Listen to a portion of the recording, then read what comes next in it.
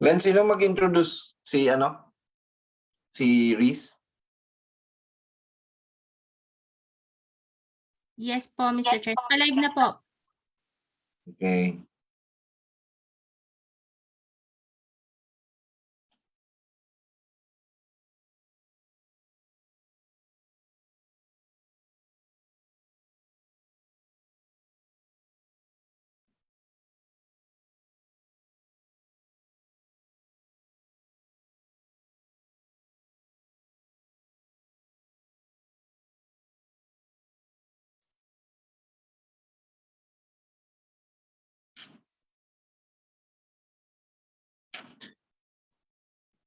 Good afternoon, mga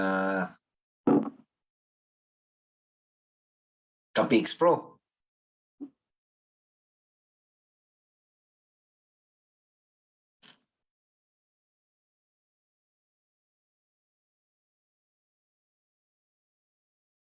Oy, good afternoon, Press Alan. Oh, magandang hapon sa iyo dyan sa Bacolod.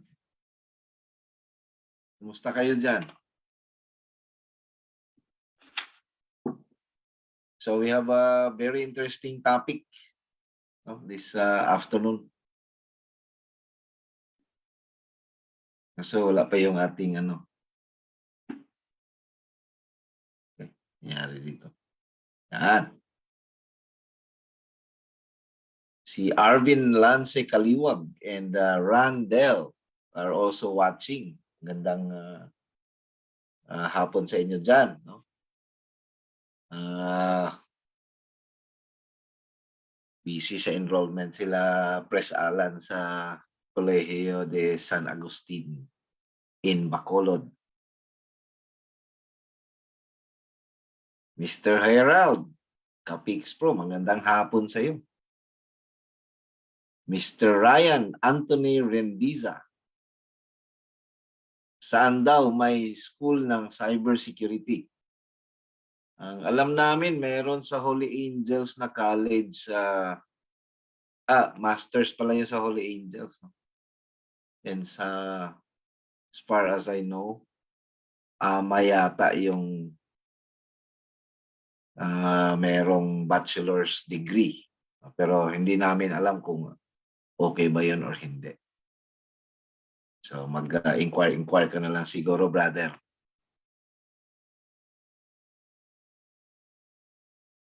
And Lidor Leds, good afternoon din sa iyo. Sabihin nyo naman yung location nyo para ma-shout out natin.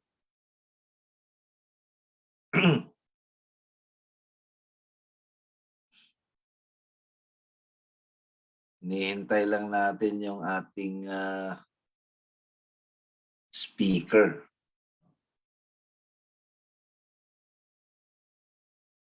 Ayun! Baguio pala si Lidor. Kumusta dyan sa Baguio? Malamig ba?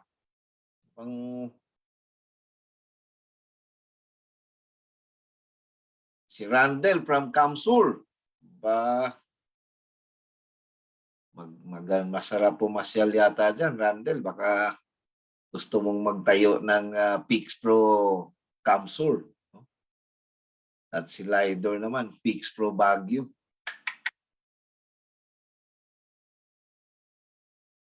Oo nga pala, February pa nagbenga.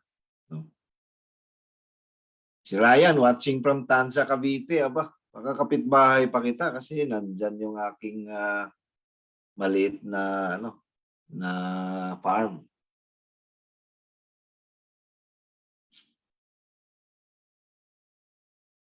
Mr. Ter. Oh, bakit? Admit. Alex. Bakit, Len? Ay, Chair. Magagap tayo, palas 4 pa lang, Chair. PLDT Enterprise. Pipi Alex, palitan mo yung PLDT Enterprise. Oo, palta ko. Nakakalibre si PLDT Enterprise dito. Anong tawag ko, Chair? Alas tayo sisimula? Alas 4 o alas 5?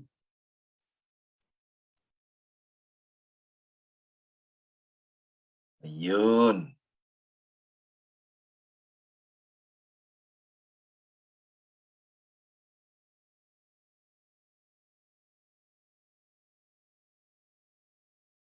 450 na.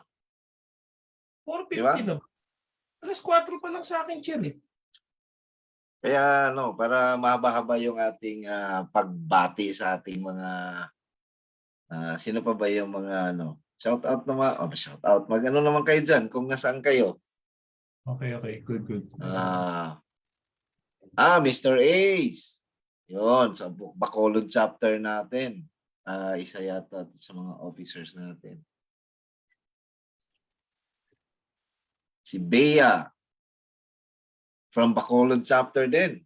Kumusta kayo dyan sa Bacolod? Naldi Jane. Bacolod chapter. Uy, VP Alex, magandang hapon sa'yo. Good afternoon, Mr. Chair. Sing busy ka. Oo, daming engagement ngayon. Tutuloy nga ako eh. Busy kami nila Carmen. Si Vice Chair, sabbatical pala si Vice Chair natin. Ganon. Oo, naka-sabbatical leave siya.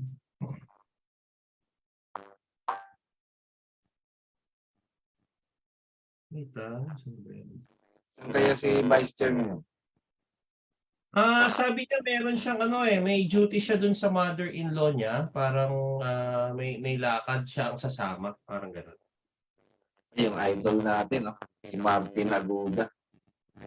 Idol. Magandang hapon po sa iyo dyan at maraming salamat at napasyal ka sa aming kwentuhang cybersecurity.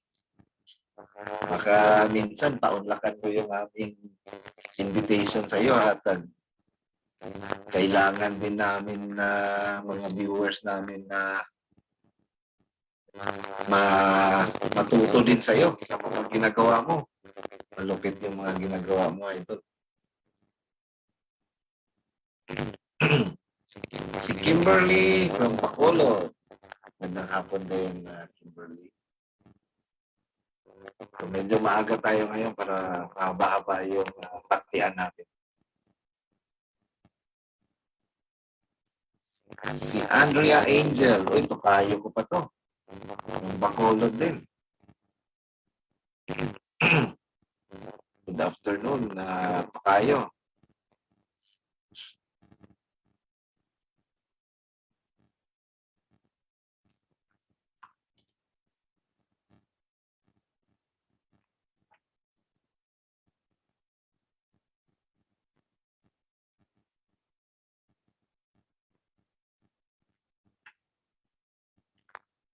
Hi, good afternoon, Arlene.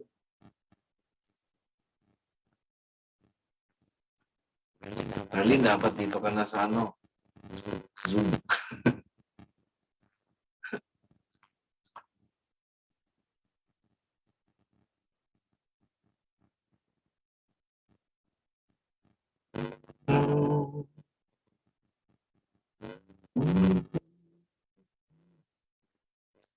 𝐤𝐚𝐫𝐿. Good afternoon.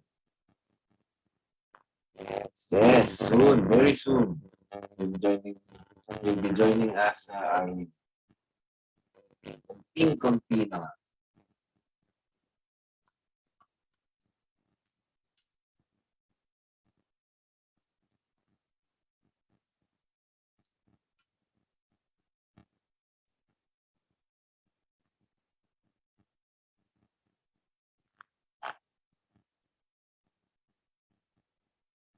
Five minutes. 5 more minutes.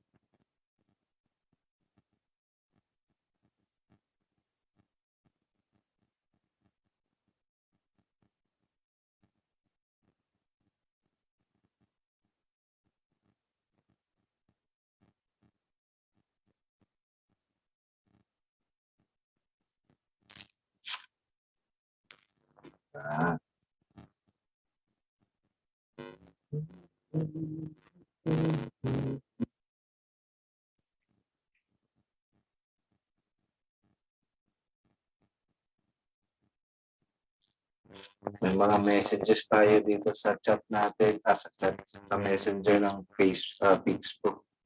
What are the benefits of being a member?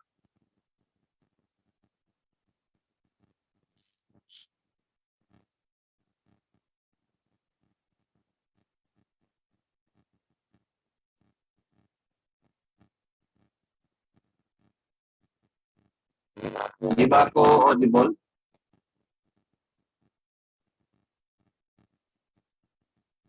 Chair, parang may static ka, Chair.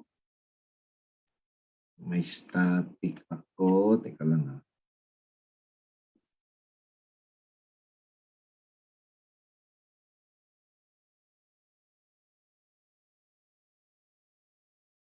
Static ba? Ayan.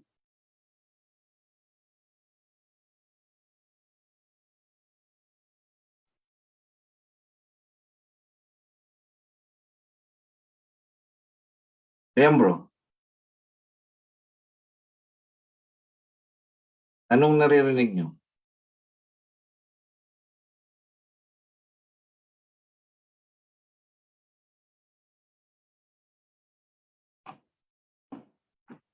Static.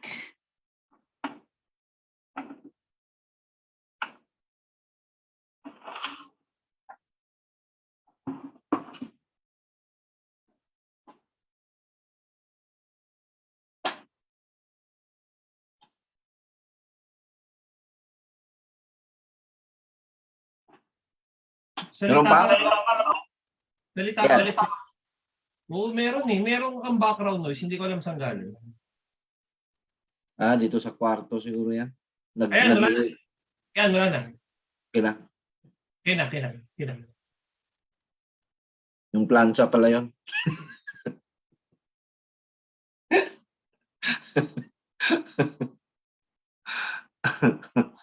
Sino na bang nandito?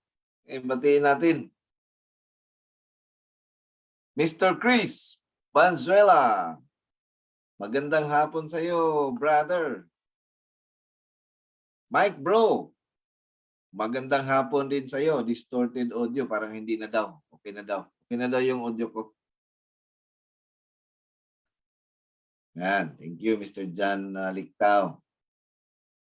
Si Phase Villena ba ito? Tama ba yung pagkasabi ko? Kanina nag-static kasi yung plancha tinabi ko sa sa computer.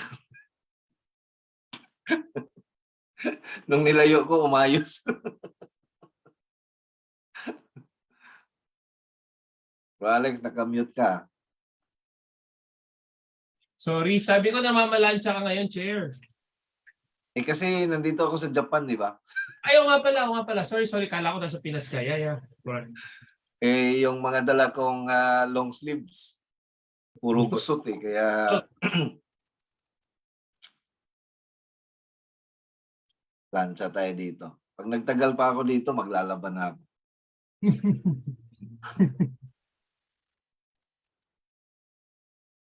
Hinihintay lang natin yung ating speaker, no? Yeah. Very interesting yung ating topic this afternoon. Ito yung isang highly taken advantage of by the mga attackers, no? And most taken for granted in terms of weaponizing against attacks and attackers. Maganda itong topic natin ngayon.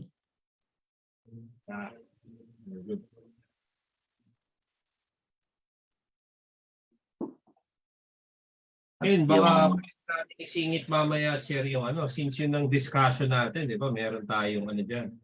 Meron tayong magandang nasimulan mo na idea regarding dun sa pag-uusapan natin ngayon. Oo nga, no? Pinipick up na ng iba-ibang organizations din na nakikilala na. Anong oras na ba dyan, bro? Dito sa Pinas, Chair, 4:10, alas 4 Gs. Ahead dyan sa Japan, di ba? Dito, 5:10 na.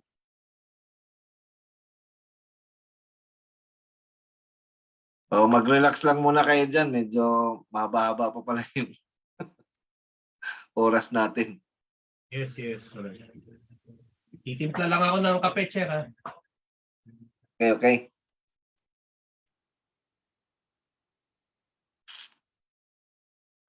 Hi, VP Reese.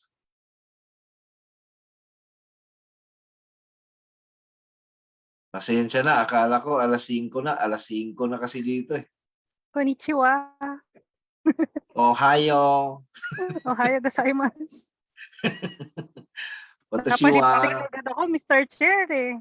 Ha? Ano? Napalipstick agad ako. Sabi ko, late na ba? Alas 5 na pala dito. Hindi naman po rinig yung background ko, no? Parang may nagdi-drill sa taas namin eh. Hindi naman.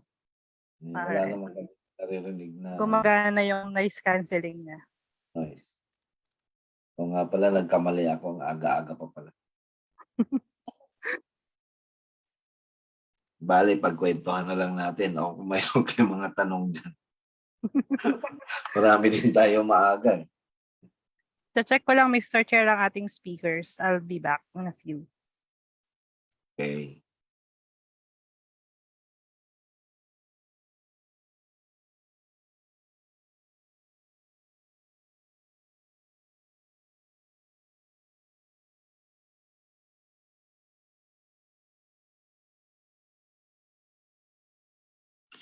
Yung akin palang snappy na assistant, nandyan pala. Si Miss Roan. Hi, Roan.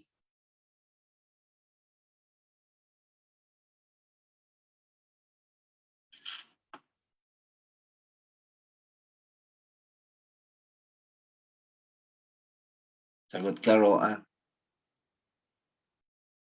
Roan is watching.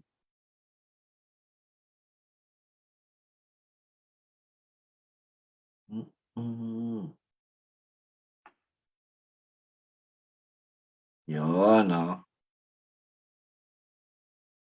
Sa bahay ka ba, Roan? Oo, Chair. On second thought, instead na kape, kumuha na lang ako ng Hugarden. Mag-alas ito naman eh.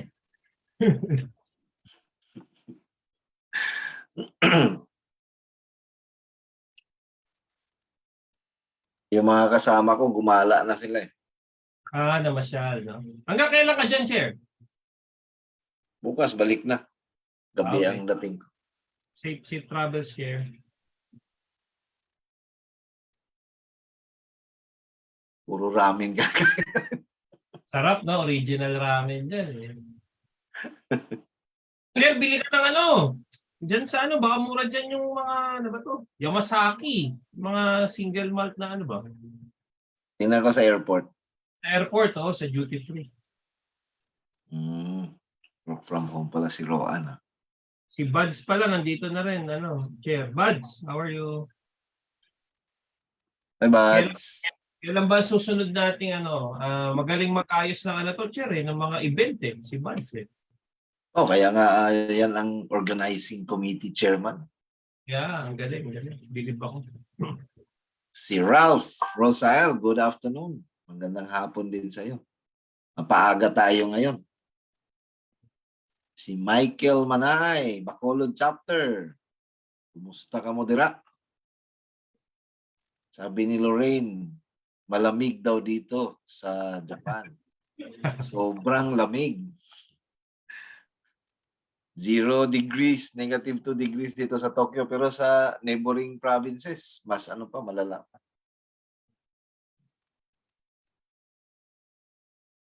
Nag-i-snow ba, Chair? May snow ngayon? John Riley, wala ng Secure 64 Infoblox na. Welcome naman lahat. Hindi naman tayo ano tawag dito? Wala tayong favoritism. Hindi tayo nag-discriminate. Oo, wala tayong ano. Magkaibang capability ito eh. Sino ba to si John Riley? Tsaka mas innovative na yata si Infoblox eh. Nakikita ko yung kanilang mga, nasusubaybayan ko yung kanilang mga innovations. Hi, buds. Si Sam Santos. Hello, mga Kapix Pro. Oh, magandang hapon din sa'yo, Mr. Sam. Nice. Hi, BP Reese. Good afternoon. How are you? Konnichiwa. Ohayo. Okay. Mga 4:45 daw, Mr. Chair, BP Alex, si ating speakers for Okay. today's session. Ang haba. Ang haba pa ng pagkukwento.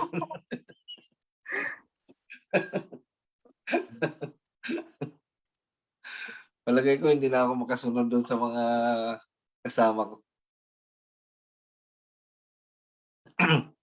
Merong authentic na maliit na kainan dyan sa malapit lang dito.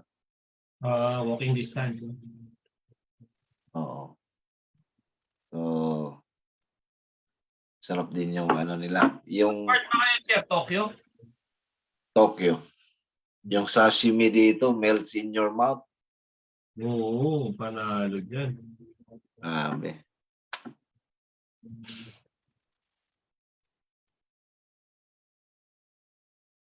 Yan, bumati rin si Sam Santos, Mr. Chair. Hello mga ka-Pix Pro. Magandang hapon, Sir Alex. Magandang hapon, Sam. How are you doing today?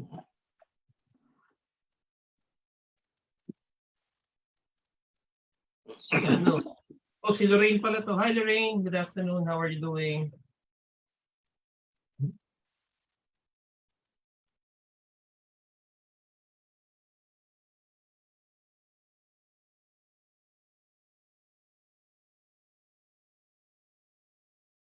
Yun, nawala tuloy yung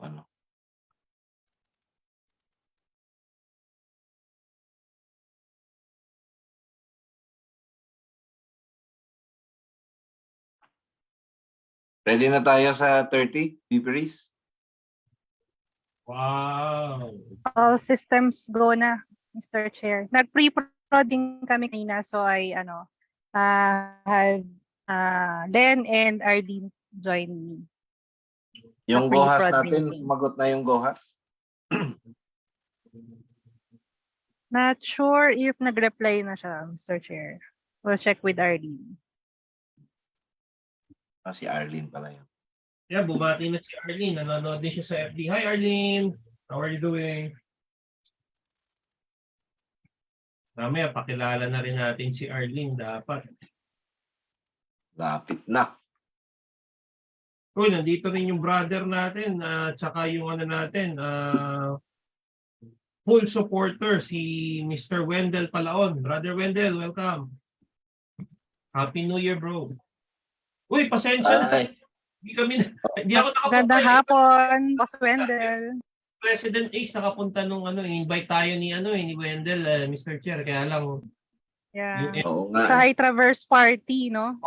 yung end of the year, pasensya na Wendell pero Yeah. nandiyan President Ace, alam ko pinuntahan kayo ni President Ace. Oh, speaking of President Ace, happy birthday, Mr. President.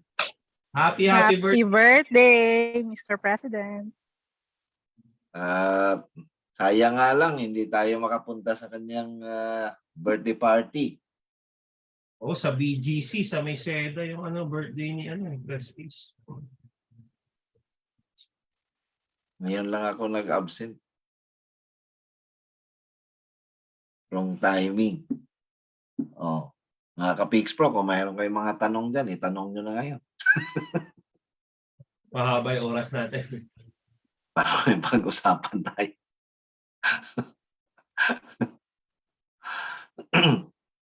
Maganda yung yung workshop dito. So kasi first time namin umattend ng ganito So nakita natin yung kailangan nating gawin on the national level. Yung mga kasama natin, mga taga DICT, very open din sila. So marami tayong gagawin pag balik namin dyan. So, Chair, yung pinuntahan niyo dyan, it's more on collaboration initiative between the Japanese government and our government, parang gano'n, in terms of cyber. Mayroong government level. Mayroon ding ISP level. Okay. ISP level. Pero, ang napansin natin, ang pangit pakinggan yung kami ISP, ganito ginagawa namin. Sila IS nila. Kaya sa Pilipinas ba?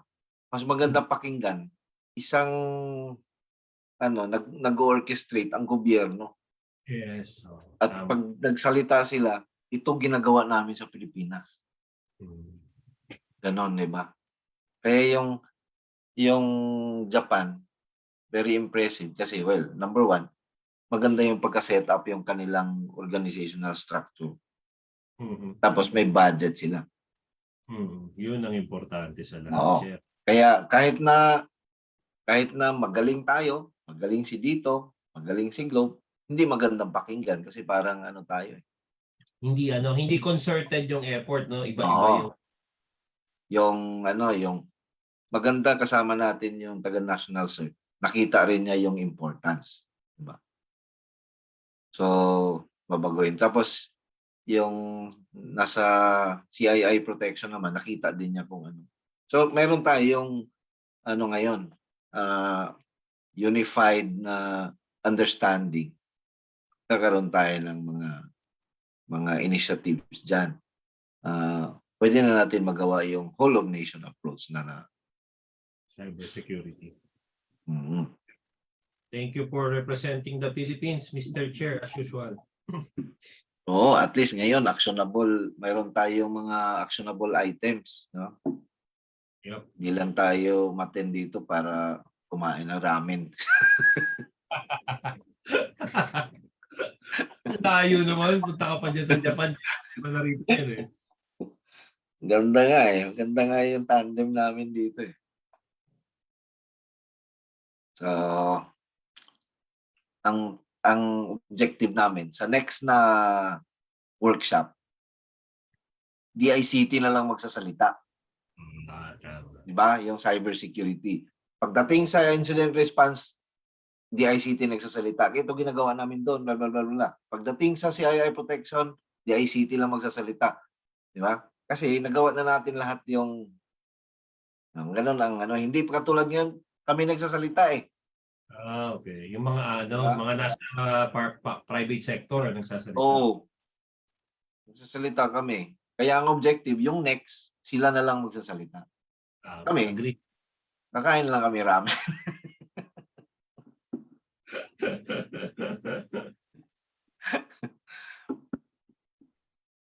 Kaya magandang experience yung nakita natin dito. Kasi kung ISP to ISP lang, well, wala mangyayari doon, Che. nakakalamang tayo din, di ba? Pero walang mangyayari. Tama. Well, tayo, alam natin sa sarili natin, we are protecting our own organization to the highest level, pero yung iba, di ba? Wala din. Oo. The government, wala din. Di ba? Sayang lang din yung natin, expertise chair, di ba? Correct.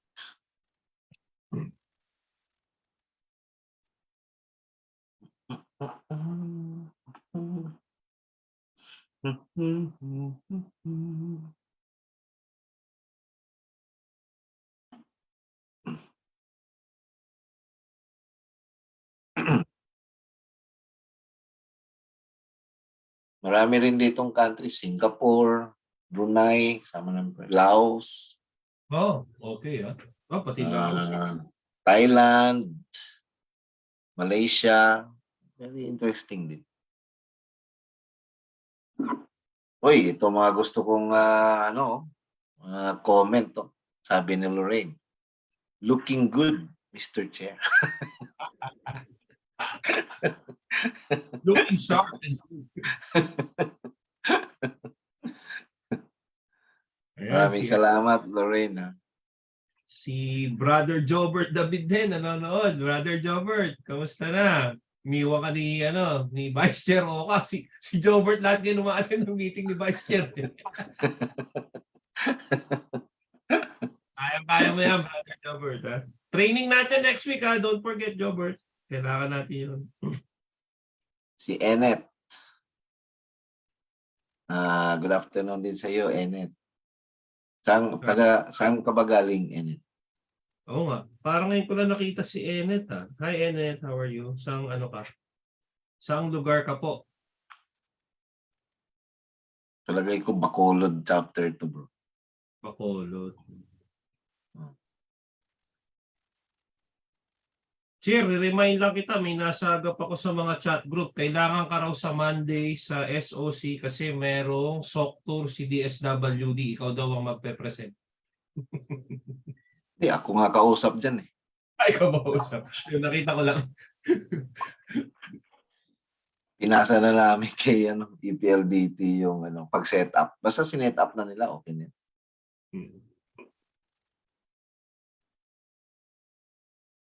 Enet. Hello sir, di kita nakita sa dito. Taga dito pala to. Taga dito. Hi, Enet. Ni Colonel Del Prado. Oh, Napi din tong grupo nito eh. Oo, sila Colonel. Nakatrabaho ko sila, Chair, yung naalala mo yung mobile number portability. So yun, tayo kasi dito yung pinag-lead nun sa cybersecurity, pinaalam ko sa iyo dati. Doon ko nakilala sila Colonel at yung team niya. Kasama ko dito yung boss mo ngayon sa Japan. Oo. Kaming dalawa lang maingay dito.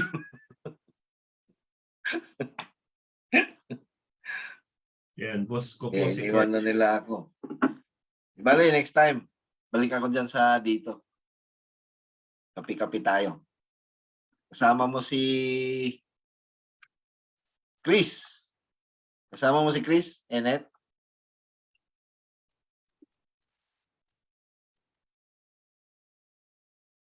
Batikang ingat ka din, Enet.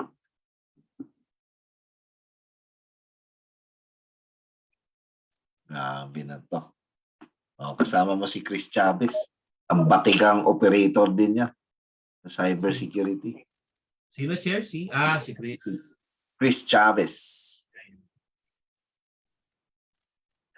Tayong tatlo lang ba ngayon dito? Mukha, si Chair. Busy naman si Mia. CBP Mia, yes. Mukhang busy si CBP Mia. CBP Sheila yata may nakalib, tsaka may sakit si Iba. Ay, ito na. Idol ko to. Dito na ang isa pang guwapo. Oo. Magandang hapon, kapatid. Welcome, Brother Jeff.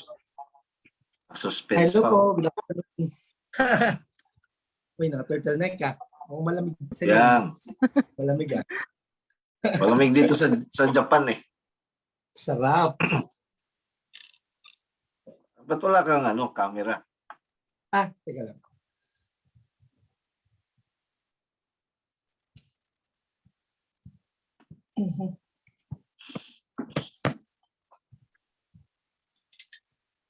Manila ka na, bro? Oo, 2 days ago.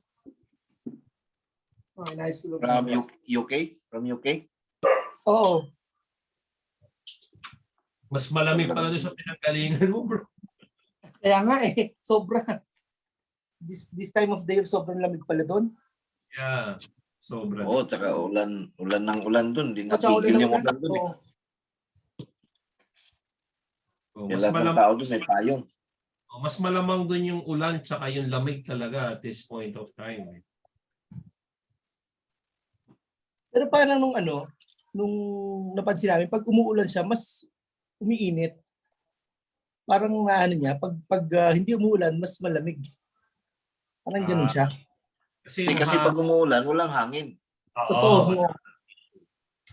Then the cold air umaangat, kaya ganoon. Mr.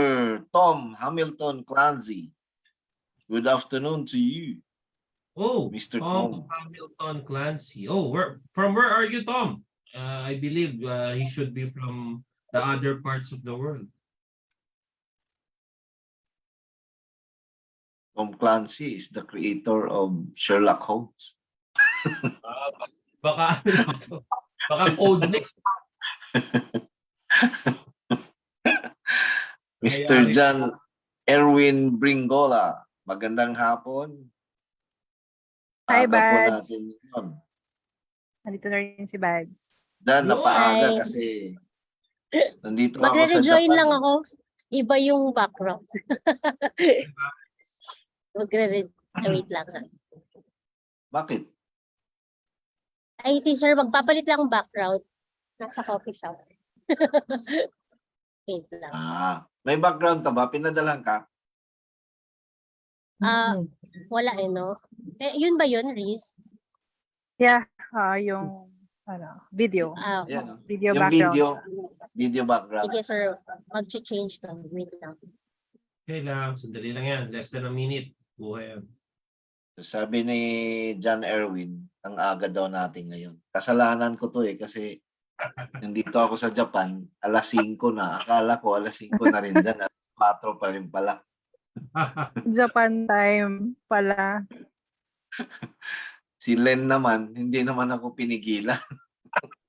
nung sinabi kong i-broadcast mo na. Inopen. Nataranta kami lahat, Mr. Chair eh. Alas 5 na ba?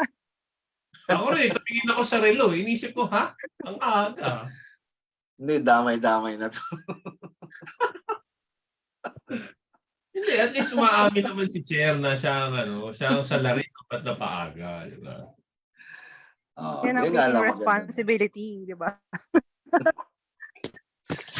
Tama ka, bro, Jan. Talagang mas mahaba yung kwentuhan.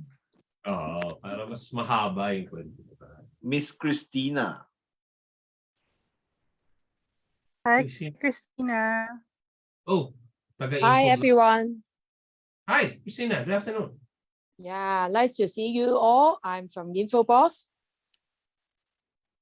marketing manager for SEA. Oh, okay. Welcome to Kwentuhan Cyber. Welcome.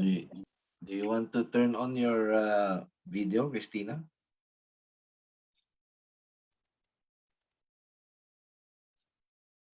Or no? Ganda ng setup ni Jello. Parang kakanta ka ba yan? Sample nga. DJ. DJing. DJ. But ina-ask nila na Yo. mag-open ng video si Christina.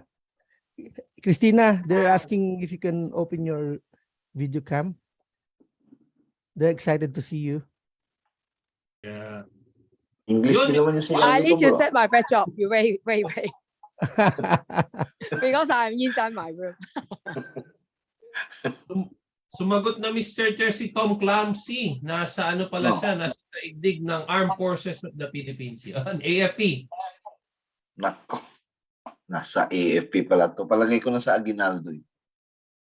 Magandang hapon, Tom. Basta dyan. Ayun, si Frederick Gonda nandyan na. Magandang hapon, Brother Frederick. Sabi nga Aga nila, tayo ngayon. yung AFP meron na pinoprotektahan na bagong territory, hindi na lang land, sea and water, di ba? Ay, land, sea and air. So meron na ring cyberspace. Kaya yung mga kapiks pro natin sa AFP, kapit lang, kasama namin kayo dyan.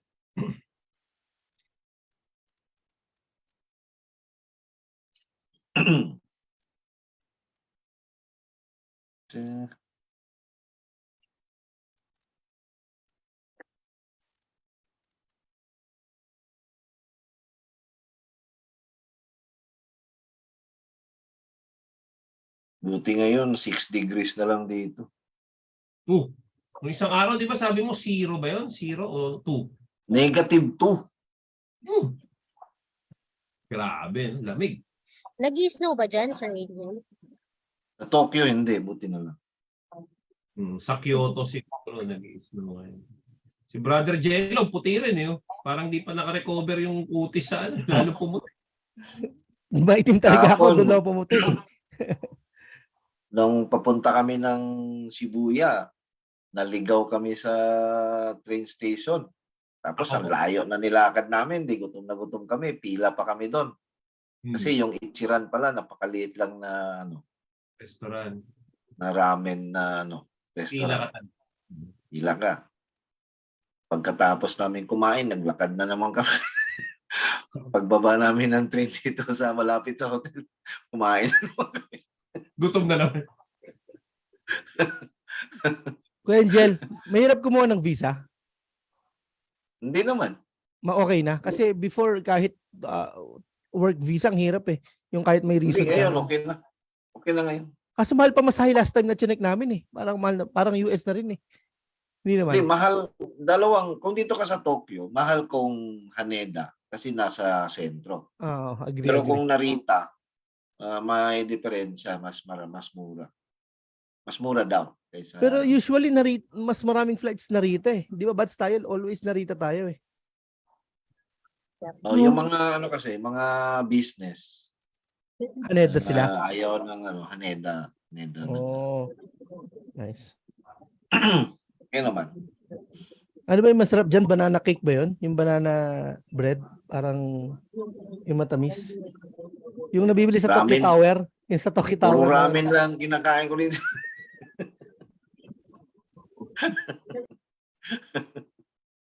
Ay, Masarap yung mga Royce, di ba mura dyan? Royce mura dyan. Royce na Ano chocolate. yung baka sa airport. Masarap Mura yan. dito. Chocolate. Tamang-tama pa Di ba Valentine. Meiji? Di ba Meiji? Royce, KitKat. KitKat mura dyan sa Don Quixote. Sa Don Quixote. Di ba doon yung mga murang tindahan eh? Oo, nagpunta kami nung kahapon. Daan-daan kami. Si Badet binudol namin to dati eh. Sinusulan namin na mura yung chocolate. Siya, mga worth 10,000 na chocolate. Ang problema, hindi kasya sa bagay niya. Oo, kasi ang mura. Marami kang mabibili talaga doon. Correct. Oo, yung Yamasake. Si John, Yamasake. bumibili ng maraming alak, nilalagay sa binabalot sa bagahe. Mura dyan eh. Oo. Mura, di ba? Yamasake. Sarap. Mura. Yung single malt. Kulang na lang dito. Walang sarap na sake dito. Oo. Ano yun, di ba? Rice wine. Tama ba? Burong rice wine. Totoo.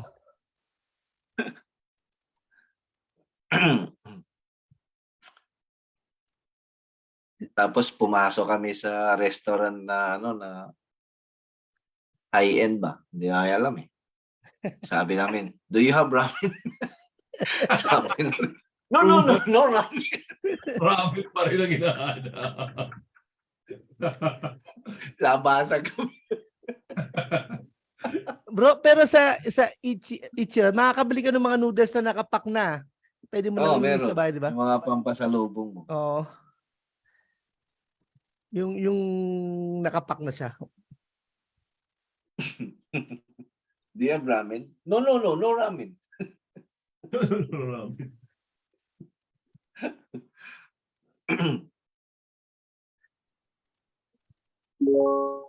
Hindi na maigpit sa mga antigen. Wala nang gano'n. Wala na, basta hindi ka galing China. Normal na rin. Face mask, Sir Angel. Wala na siguro lalo. Advice to wear face mask. Sa mga public transport siguro, no? Pero pag pag winter naman, flu season naman talaga yun. So bahala na. Oo. Saka malamig eh. So normal. Yung mga maliit nga na kainan ng authentic Japanese. Napakaliit lang talaga kaya pag mayroong doon, hawa-hawa talaga. Oo. Pero magaling yung kanila dito. Yung galing China lang ang kanilang kinokontrol. May testing, mandatory testing. Oo.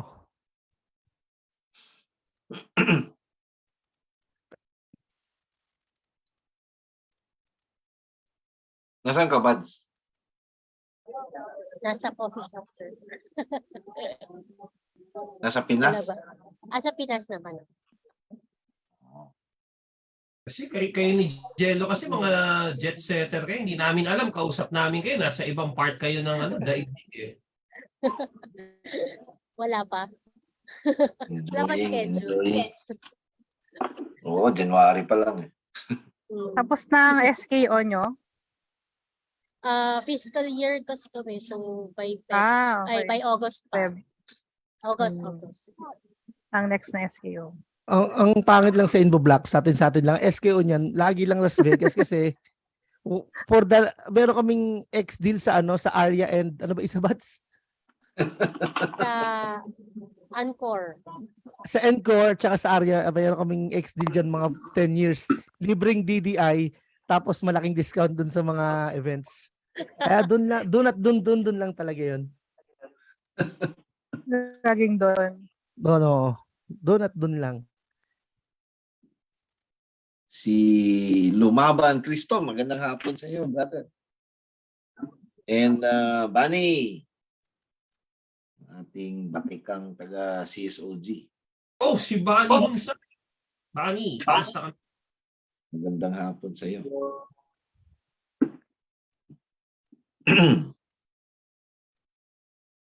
Talagang ang aga natin ngayon.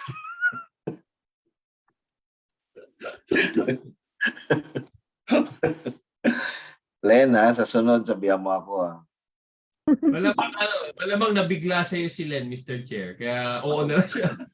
Napa-open din siya eh. Baka mamaya 2 hours ahead yung bansang pinuntahan ko. Alas 3 pa lang dyan, mag-open. Masama yung 12 hours difference, Chair. Mamaya nasa Amerika kami. Madaling araw dito sa amin. Ginising kami lahat ni Len. Si Pero Boss RBC. Angel maganda leadership mo. Pag sinabi mong jump, hindi why, how high. Diba? Ang tanong. Walang tanong-tanong, basta sinabi ko. Game tayo. Kahit obvious na alas 4 pa lang, no? Sinabi mo alas 5, titingin sa relo, alas 5 na yan. Kahit alas 4 pa lang sa akin. Sabi ni Boss Angel May sariling oras. Oo. Ayan, Ayan na, nasa si waiting room Ganesh. na si Ganesh. Ganun. Ganun. Ganun. Ganun.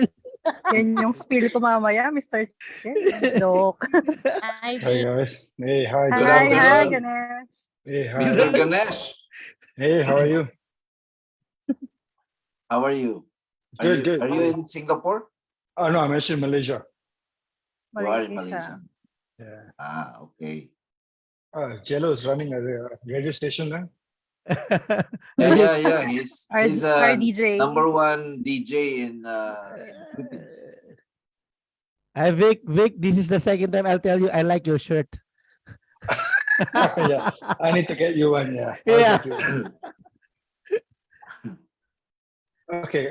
Do you want me to share my screen just to make sure that everything is working? Yeah, we can test. Sure. Give me a second. Meanwhile, Ganesh, Mr. Chair, may you- shoutout lang ako from isa sa Okay. mga viewer, si EJ Perez. Hi mga Kapix Pro from Dax Nation, Dubai. Dulong bayan ng Kainta. Oh, bago yun ha. Bago yun. Bye. Parang ano to I say hello, you say Dubai. Can you just to check? Can you guys see my screen? And looks Yeah, good. Yep. you can see. Yeah. Ganesh, yeah. You can, Okay, alright. see your screen. All right, great. So DNS Threat Defense. Okay, we will introduce you in a while, Ganesh. sure. And then I will stop it when you're ready. Then let me know. You know, you look like our national hero. Really, I need to buy you a Say- lunch. What's the result? Yeah. Yeah, really, I need to buy you a lunch when I'm in the Philippines. Breakfast too. Will do. Waiting for bus to invite me to Philippines. Papashoutout lang Mr. Chair si Bani, baka magtampo sa atin. Shoutout Oh. daw. #CSOG, CSOG. Okay, very good. Bani Mga CSOG natin, walang humpay sa ating campaign against cyber threats. Yep. And then si Rocky. Good afternoon. Magandang hapon din sa inyo. Cagayan de Oro yata to si Mr. Rocky. And thanks for the shirt daw, sabi ni Lydor. Juan Edanyo, good afternoon din sa iyo, brother. Okay.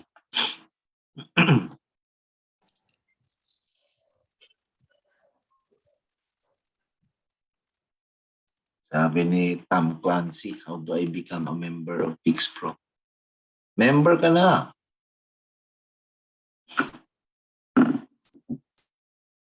My background looks good.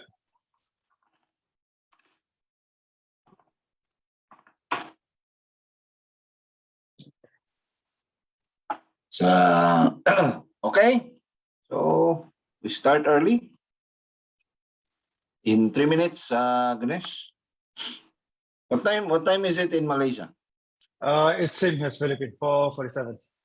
Same in the Philippines. Yeah. So, I'm the only one who has a different time in a different time zone. Where are you based? Right now, I'm based in the Philippines, but right now I'm in Tokyo. Okay.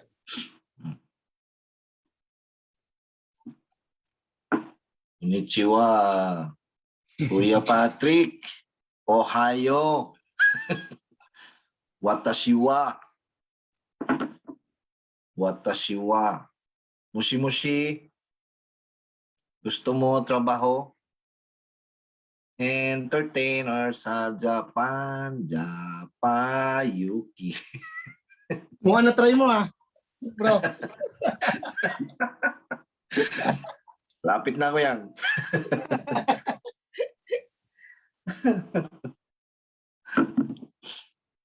Pero ang gaganda ng mga Japanese.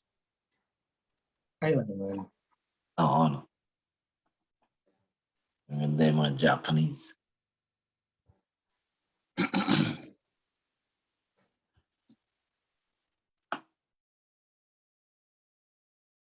VP Riz? Huwag na natin patagalin to. Yes, let's go.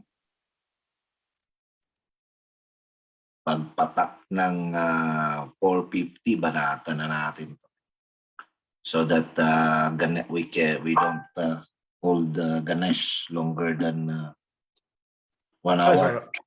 No, it's all right. Okay.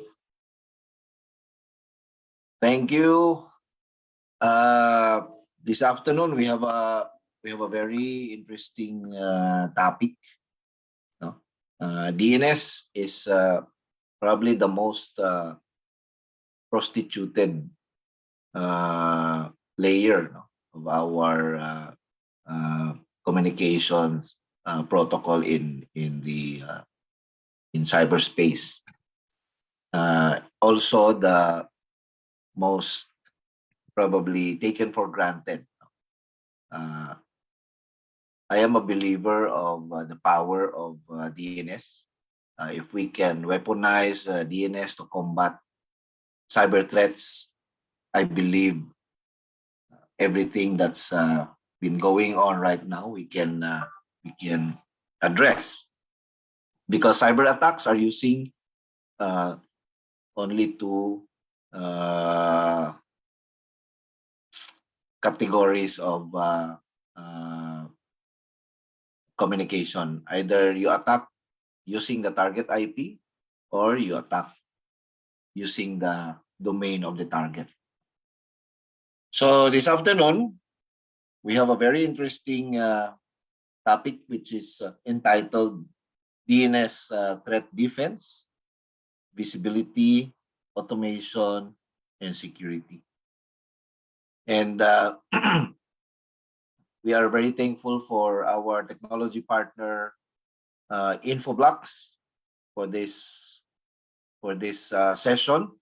This is prelude to the training that they will be providing, certification training that they will be providing to our 𝐓𝐞𝐜 members in relation to DNS.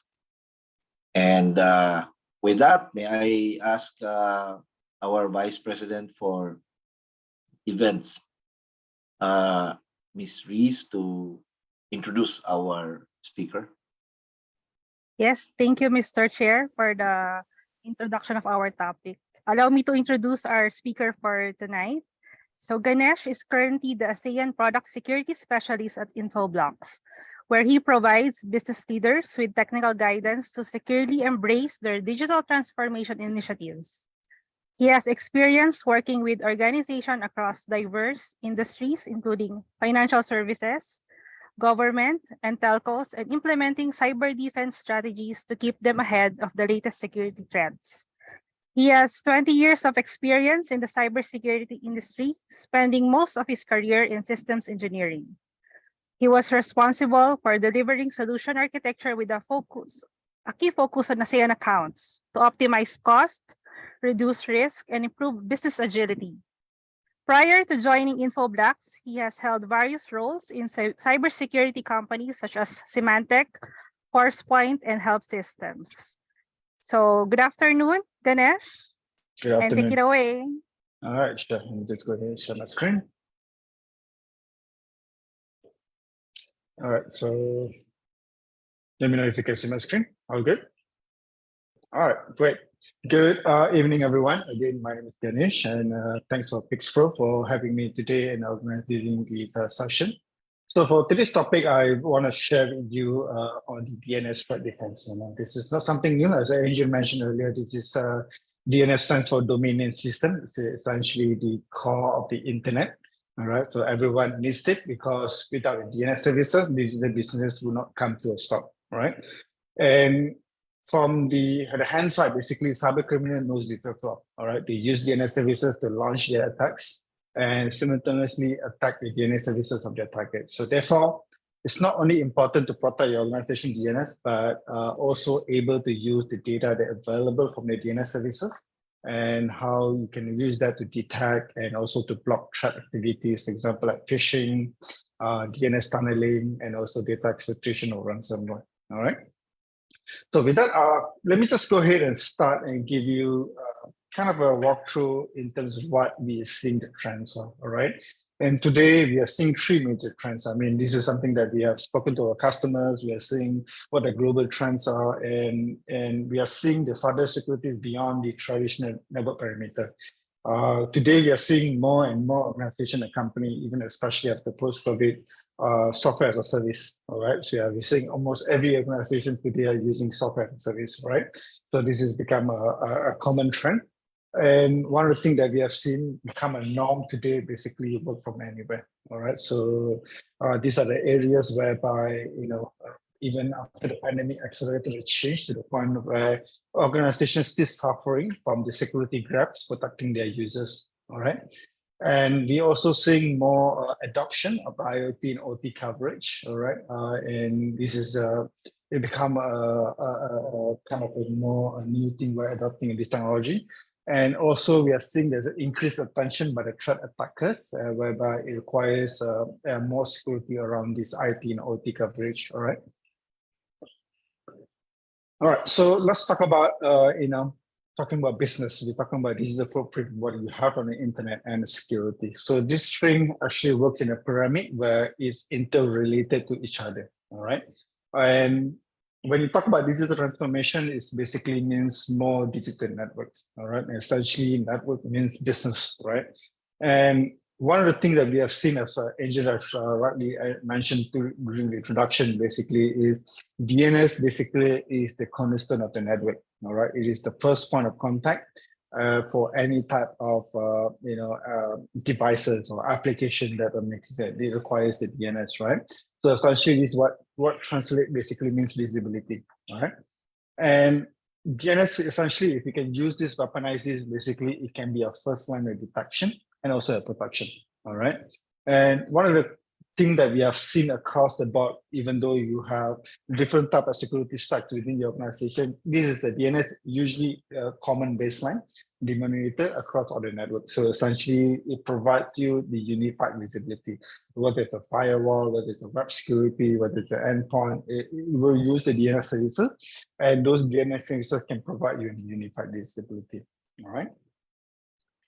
So just to kind of give you kind of an idea, when you talk about threats, right? Threat has evolved from, what you see 5 years ago, if you see 2 years ago, it's dramatically have changed.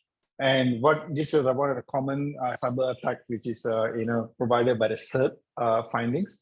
And you can see these are some of the top threats that have been identified in 2022. All right. One of the top basically misconfiguration. We have seen ransomware. One is still a problem today. We've seen a DDoS attack. We've seen a script-based attack, account takeover, phishing, remote access, and system vulnerabilities. Right. And if you look at the list here, basically half of the threat we're going to identify basically requires some form of connection to DNS. All right. So you can understand how DNS is important to your organization or to any type of network, because essentially for any attacks to happen, it requires a DNS communication. All right. So this is where it's important to pay a little bit more emphasis in terms of how you can actually do better security to protect your users and your network as well. All right. So now we talk about, from a security professional. I mean, all the attendees for today's session, I think most of you come from a security professional background. So one of the things we ask ourselves, all right, what do we really want? All right, what do we really want to do in order to protect our organization, to protect the network, right? So obviously the first reason is to stop cyber attacks and breaches, all right? I think this is one of our key priorities.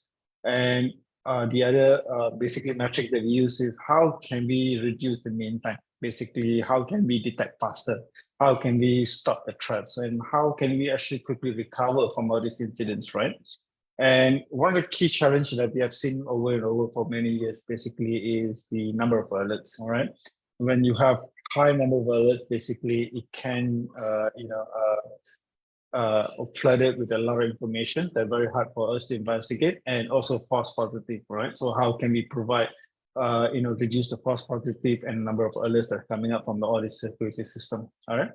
And ultimately, I think one of the key questions we always ask ourselves is basically how can we use all these security tools to reduce the time and the resources that can be automated, all right? If the things can be automated, basically it gives us more time to look at it to more a threat that is more have severity, and in terms of understand all these issues. So if we can automate all this information, then I think that helps the organization to reduce the mean time to detect, to recover, or to respond. All right. And one important thing as the security professional, I think when we see the incident, I think one of the important part is how do we understand the information they provided? For example, there's incidents that popped up, right? How do you contextualize the information? For example, if you see an IP address making a call back to a unknown website, for example, how do we actually, get information about who are using these devices, who are the users, where exactly these devices located? So context is very important in terms of investigation. So how can we provide this information? All right. And I think we are seeing more trends from our customers as well. Fewer solution basically is where they are hoping that with fewer solution, they must be able to integrate, all right, with the existing security stack, This is where we are seeing a lot of point solution where they provide a vast majority of protection, but very limited integration where you require another product to provide the integration. So this is where companies or organizations have started looking how can integrate to existing security stack, the existing investment you have, all right, through integration and through automation, all right? So talking about numbers, I think this is a very interesting number, 19568. I think most of you will be wondering what this number means, so which I will explain. So this is a number that we actually have gotten from the security report, from the Verizon report. We are still seeing the number one attack vector is basically for malware or making a callback to C2 or CNCF server. Basically, they are still using DNS. All right. So almost every attack that we have seen today, basically requires the DNS communication. So it is the number one vector or number one channel that actually makes the communication back. And 95% of the malware that we have seen, or we have seen all the reports in the past, requires the DNS services, requires the DNS communication to make a callback. All right. And what is interesting today is basically 68% of the company that we have seen across our, most of the customers, they don't really monitor their recursive DNS. So this is a challenge because a lot of time, even today, if you go back to our administrator, can we monitor DNS? You see a lot of requests and response, but if you don't have the right intelligence, you don't have the right tool, it doesn't provide you the information that you need to understand whether if the communication is going to a bad website or a good website. All right. And one of the key things why we are seeing the rise in the DNS basically is, defense in depth is what we can see is most customers spending a lot of investment protecting their network infrastructure, right? Whether it's a network security, whether it's the endpoint security, whether it's the application security. This is what we call it defense in depth. Basically, you have a multiple layer of defense to protect your environment. And as a hacker or cyber criminal, basically they understand this, right? I mean, they try, and then basically all this have been, it's not successful. So this is where they try to find a different way, all right, which is not monitored, or rather than it's not been, it's not been like seen, and essentially they use this channel where the most simplified way is using a DNS to actually to do all this modus operandi to to make a callback or to install a malware in your environment. All right. All right. So I think the biggest question is basically sometimes when it comes to cyber criminal, why do you like to export DNS? Simply for two reasons, right? One is it's cheaper, it's easier to export, and it's harder to detect. All right. So oftentimes this is true because a lot of time, DNS is the communication protocol, port 53, and we don't shut down this DNS server, right? So rarely you see during the attack, companies shut down a DNS service because when you shut down a DNS service, basically everything goes down. Your email services, your messaging, your email, or your website. You basically have no access to internet, right? So this is where you don't see companies shut down the DNS. So essentially, this is why the cyber criminal uses this vector and to make a to attack to using a DNS services as well. All right. All right. So when talk about DNS, I think it's important to understand DNS is everywhere in the business. Whether you're using an application, whether it's online services, whether it's the networking services, almost every online communication. All right. Today, all right, every devices it will start with DNS lookup. All right. So this is where it is important to basically to protect the DNS services. All right. And as you can see on the rig, highlighted in rig, basically these are sample list of DNS threat. All right. And DNS threat has evolved over the past few years. I mean, in the past 5 years or 2 years, you see most of the DNS attacks are focusing on availability, where they provide DDoS attack, just kind of disrupt the availability. But today, we can see most of the attacks are a bit more sophisticated, a lot more kind of targeted, whereby they go after your data, for example, right? Basically to have access to your corporate devices, to have access to your application, and essentially do data exfiltration, looking for a specific thing, all right? And even the threat have changed quite a bit, all right? It's no longer a simple callback. You can see, for example, like DNS tunneling. We have seen, for example, like lookalike domain GGA. So different type of techniques have been used in order to kind of launch this kind of attack. All right. So kind of moving forward, I think one of the things when we talk about from Infoblox perspective is we use this term called shift left. All right. So shift left approach basically emphasize the need for the SecOps or the security teams to concentrate on the threats from their early stage as well. All right. So essentially, if you can stop an attack at a very early stage, it actually helps the organization to reduce the mean time to detect, the dwell time. So essentially, if you detect this very early, you can actually respond to it much quicker. All right. And using DNS, it provides benefit by shifting the defense farther to the left to the attack change. And essentially, this is where it gives you a breakdown how defenses are typically aligned to protect devices that are trying to connect to internet. All right. So let's say a device or a malware running on it decide to connect to somewhere. All right. This could be anything from user clicking on the email link, browsing to internet, or even a piece of malware attempting to reach to a C2 server, for example, right? And one of the very first thing that happened is that DNS request to an actual IP address, all right? And this involves many techniques, could be like domain generation algorithm or advanced method to effect detection. So with a valid IP, the connection request is requested across the network, usually passing through several layers of security tools. And then once the connection is established, there's some kind of a handshake will happen. And the destination malicious, if the destination is malicious, this is where the first piece of the software or malware typically downloaded will be introduced. All right. So this is where you can see in typical subacute change format or a framework whereby this is where a device make an initial request. All right. And then it will use the DNS to resolve, for example, to look for where exactly this host is located. And then it will go through a network security product or solution and then makes the connection once the connection is established. And then this is where a compromise will start happen. Basically, malicious content, or could be any type of malware, will be actually sent back to the device. All right.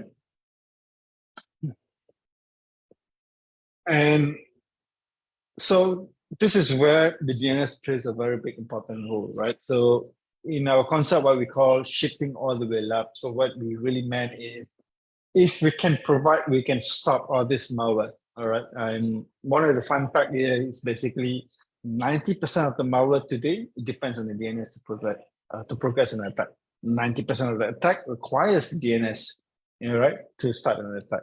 All right. So if you can actually have the visibility at very early stage of the cycle, or if you have the ability to detect all this different type of behavior, all right, at the early stage of this of the chain, you can actually help to kind of reduce all these different type of what we call threat informed defense, and essentially to help you to protect the devices at a very early stage. All right. So imagine once the device is making a callback, and then basically it goes to a DNS, and then DNS has a security, and then essentially this we can actually determine whether the site that the user is going to, or the phishing email they're clicking to, or whatever callback condition they're making, whether it's a good website or web website, and we can actually stop at the very initial stage.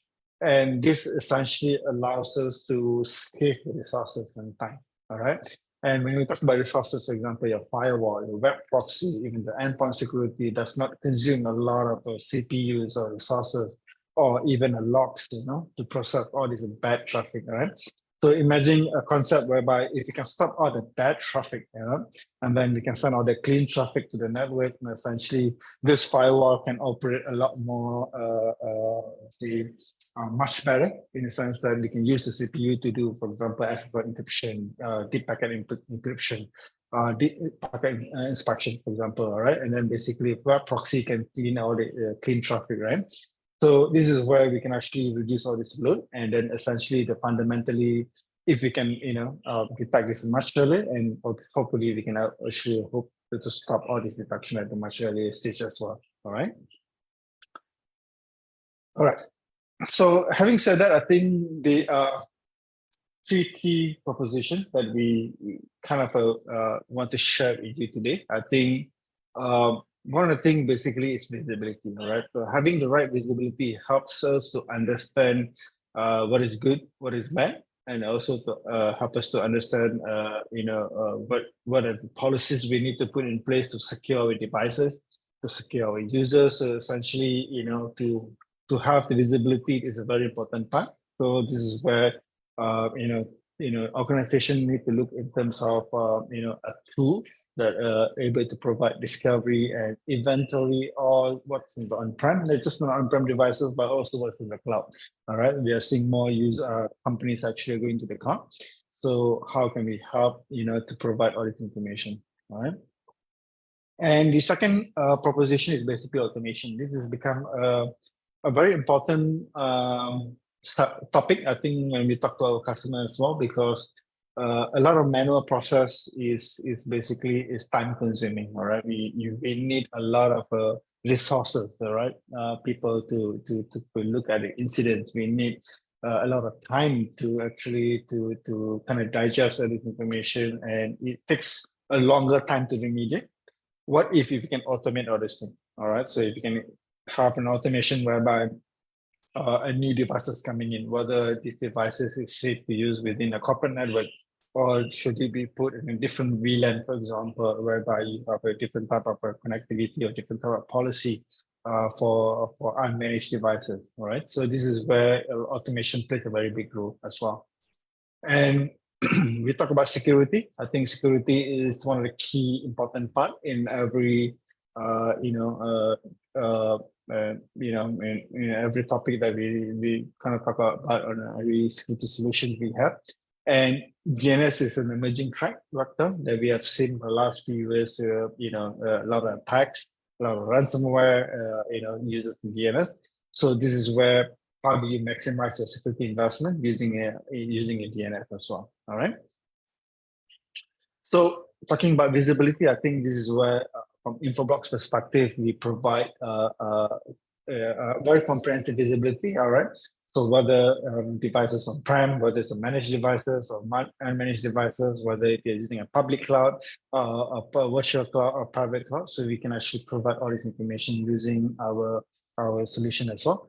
And when you talk about visibility, I think this is a key thing that we need to understand, right? I mean, having a visibility is important because you can oftentimes to able to protect, you can able to stop for something that you can see.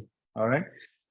So it is important to have a holistic visibility, not just devices, but managed devices, but also bring on devices, your OT devices or IT devices. So it is important to have a solution that provides you a full stack of visibility on all these devices. And also looking at the automation. So how can we help you to automate, for example, onboarding a new devices? How can we put a different type of policies or different type of requirement for to have these devices on the network as well. And having visibility helps incident response as well. So imagine a situation whereby today, if you see an incident has been escalated, you see an IP address. Oftentimes, one of the biggest challenge for the SOC or even for the SecOps is to understand who actually own these devices, where the device is located, and what exactly these devices doing, right? So if you have the information or the metadata about these devices, they help to facilitate the incident response a lot more faster. All right. Of course, asset discovery is one of the important parts to the ability to provide you all this information. And we also see compliance because in some of the regulated environment, whether it's a healthcare, your banking environment where you have compliance, data privacy, or you're looking at a PCI or HIPAA compliance. So, having devices that have been inventorized basically help you to start a compliance. And one of the important part is contextual information. So I think context is very important to understand. For example, if I detect a device connected to my network, I want to know what is the devices, whether it's a smart TV, or whether it's a printer, or whether it's an iPad, is it a virtual camera. So, so this is where it helps organization to help to protect the devices, to have different type of policies to protect them as well. All right. And productivity and effort optimization, I think this is where it kind of helps, overall productivity. So, the last time you spend in order to investigate this information. So if you have the right visibility, it essentially allows you to remediate a lot faster. All right. And of course, if having all this information, it will also improve the security as well. Okay. All right. Talking about automation, I think one of the bigger questions is always, kind of asked by customer, why it matter. All right. Automation, I think by far it's one of the way to go forward because it helps to, of course, improve the efficiency and the productivity. I think this has always been a key thing. So we do more automation to help to save time, to save resources. I've seen a lot of customers basically they don't have the budget to hire 100 people on the SOC. Or maybe they have limited resources. How do we use the limited resources to bring the best of them? All right. So obviously, automation is a very big topic. So if we can help the system to help to increase the productivity, it can increase the efficiency, and also I think to remove the human error. This is where it can actually help the organization to work more effectively. All right. And of course, automation is, I think, it helps, to focus on higher value activities. So for example, if you see a devices that connected, it's been suspicious or it's malicious, we can actually automate, for example, to run a vulnerability scanner, or maybe to isolate the machine from the network, without requiring any human or IT person to actually, to work on it. So basically, you can, can help to remove all the devices by automation as well. All right. And at the Infoblox, basically, we also provide those, kind of an ecosystem. So our solution works pretty well across whether it's ATP devices, whether it's TIP devices, whether it's using SIEM, network access control, or whether using Nation firewall, web gateway, or any type of SOA application. So essentially, automation, this is a very important part, whereby we are able to integrate with any type of devices that we can pull out the information from our solution, for example, related to the machine, the IP address, what the users, what the devices have been used, and then all the intelligence, what the IOC is being accessed. So we can provide all this information to do the automation. All right. And this helps in a way to do a faster remediation. I think essentially the key part of the integration is to help the organization or the SecOps or whether the SLC to do a faster remediation, because you have all the intelligence, all right, from the DNS perspective. And essentially it can improve your return on your ROI from your ecosystem as well. Okay. Okay, so from the security perspective, I think the bigger question, what do you stand to benefit? All right. So I think from the DNS perspective, I think there are many different type of threats that we have seen over the years. I think C2 or CNC type of malware communication, I think these are most of the common way I'm seeing, especially for any ransomware or any type of different type of threat that we have seen. Basically, it requires a DNS. All right. Data exfiltration is something new that we have seen, and it's something that unique that we do. All right. Data exfiltration basically essentially is a way whereby we can use DNS protocol to harvest the data. So basically, we can use DNS, not just HTTP or email. So essentially, we can use the DNS protocol to send the data out. So this has become very challenging because if you don't have the right tool to look at the data exfiltration, so essentially the attacker can use the DNS to steal your data. All right. One of the common challenges we have seen basically DNS tunneling, right, whereby malware use this to do infiltration. Essentially, once you tunnel this DNS, this is basically a blind spot.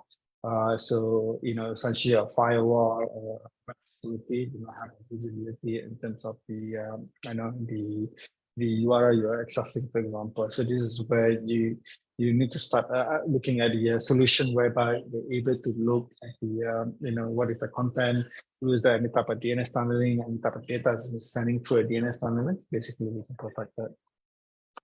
And phishing, I think one of the common problems we have seen over the years, basically, users clicking on the wrong website, basically, redirect to a malicious website, essentially, can compromise information. So this is one of the things that we have seen pretty common. Hidden communication, we have seen the rise of, DNS over TLS or DNS over HTTPS. So essentially, these two protocol was developed to protect privacy. There are good and pros and cons. Basically, essentially, we have seen even cyber criminals using this protocol to bypass to whatever existing security stack we have. So this is where it is very important to to look in terms of this protocol as well. So whether any kind of any good website or web website are going through this. All right. Look like a domain generated algorithm. There's so many different type of threats that we have seen. All right. So essentially, having the right security at the DNS layer, what we are hoping to provide is basically a faster threat detection and prevention. So essentially, imagine this. If you can see this at the very first layer, whenever a user making a request, that helps the organization to look at a threat a lot more faster. And of course, I'll talk about automation. So, if you can do a response automation, so if this is something that is, kind of out of a, anomaly, so you can actually automate to block this at a firewall. You can use this information to block at the endpoint. So, you can do all this kind of automation using all the IOCs, the intelligence that we can provide from the DNS level. All right. We also provide kind of integrated security stack. So whether if you are using a different firewall, we are using an existing endpoint, we have web security, we are not replacing another solution. Essentially, we are providing an integration. So imagine if you have multiple intelligence, for example, from the firewall, and you have intelligence from the DNS, so we can actually complement to existing security stack through the integration. So essentially, I provide you a more visibility on this vector as well. Okay, and we also have less trust, of course, greater SOC efficiency where all the automation is done. All right, so this is one of the things that we can provide all this information across the board as well. Okay. All right, so so what can we do about it? I think to summarize in terms of we talk about the threats, we talk about how DNS is important. I think from the security professional perspective, we begin with the end in mind, right? So every security decision start with the business decision. All right. So essentially, we need to understand what is the business requirement, all right, and then drive the security project through those kind of requirement. All right. And every security action starts with visibility. So you need to know your environment. So this is very important. If you have the right visibility, it helps you to have the right remediation, to have the right policy in place in order to help you to protect this data. All right. And also challenge normality versus the abnormality. So basically to understand, what is things are done differently. Basically, having an additional intelligence to help you to see more things, and then this is where we can provide information from that perspective. All right, and early and accurate detection. I think I spoke about shift left threat detection. I think this become one of the key proposition. Basically, if you can detect the threats earlier, it kind of help you to stop or to save resources, because a lot of time when we see threat today very at the last month, for example, on the endpoint, it takes a lot of resources, a lot of time to understand how the threat come through, and then exactly what can we do to improve that, right? So imagine if you have the ability, if you have the intelligence to detect it at a very early stage of the threat cycle, is essentially you can help to save resources and time, and basically to prevent this, or you can even respond it in a much more efficient manner to protect all this data. All right. And lastly, weaponize it. I think this is one of the things we have been advocating, because DNS can be a very powerful tool in order to protect your network, because almost every devices or almost every application uses DNS. It basically is the cornerstone, it's the first line of defense, right? So if you have the intelligence from the DNS from the very first level, it essentially helps you to protect all your environment. So if you have the DNS information from the DNS, it essentially helps you to have a better security posture to protect your environment. All right. So just to give you a quick introduction about Infoblox, I think Infoblox has been in the market for over 20 years. I think primarily we are the leader in the DDI space. So DDI stands for DNS, DSCP, and IPAN. So we actually doing pretty much application load balancing, reporting, network intelligence. So this is something that we have been doing for many years and helping many customers across the globe. All right, on the DDI space. We also have security, so essentially having all these visibilities, all these websites that are actually user accessing. Basically, we use this intelligence to build our security portfolio around the DDI space. So essentially, how can we protect our customers? How can we protect our customer against the new threat that we see? All right. So this is why we provide a security layer. And we also provide edge services. For example, if you looking at the hybrid environment, or if you're looking at the remote offices expansion, so this is where you can actually deploy security at the edge services using our cloud deployment option. So this is a cloud native services that are available on the in the cloud. So essentially, you can quickly deploy all these services. Essentially, whether it's on-prem or whether it's on the cloud, yeah, we can actually do that as well. All right.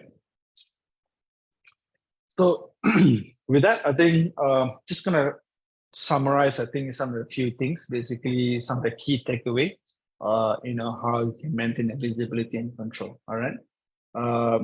I think one of the key things, as I mentioned, is to see what's happening everywhere, whether it's a data center, whether it's in the cloud, whether it's in IoT, whether it's in branch, and how to improve. So basically visibility and automation is one of the key things. All right.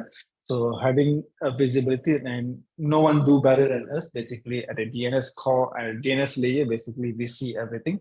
We see every devices, we see every application, even whether it's the IoT devices, being on devices or managed devices, essentially every devices that are, using DNS, we actually have the visibility, and essentially we can use this visibility to automation. All right.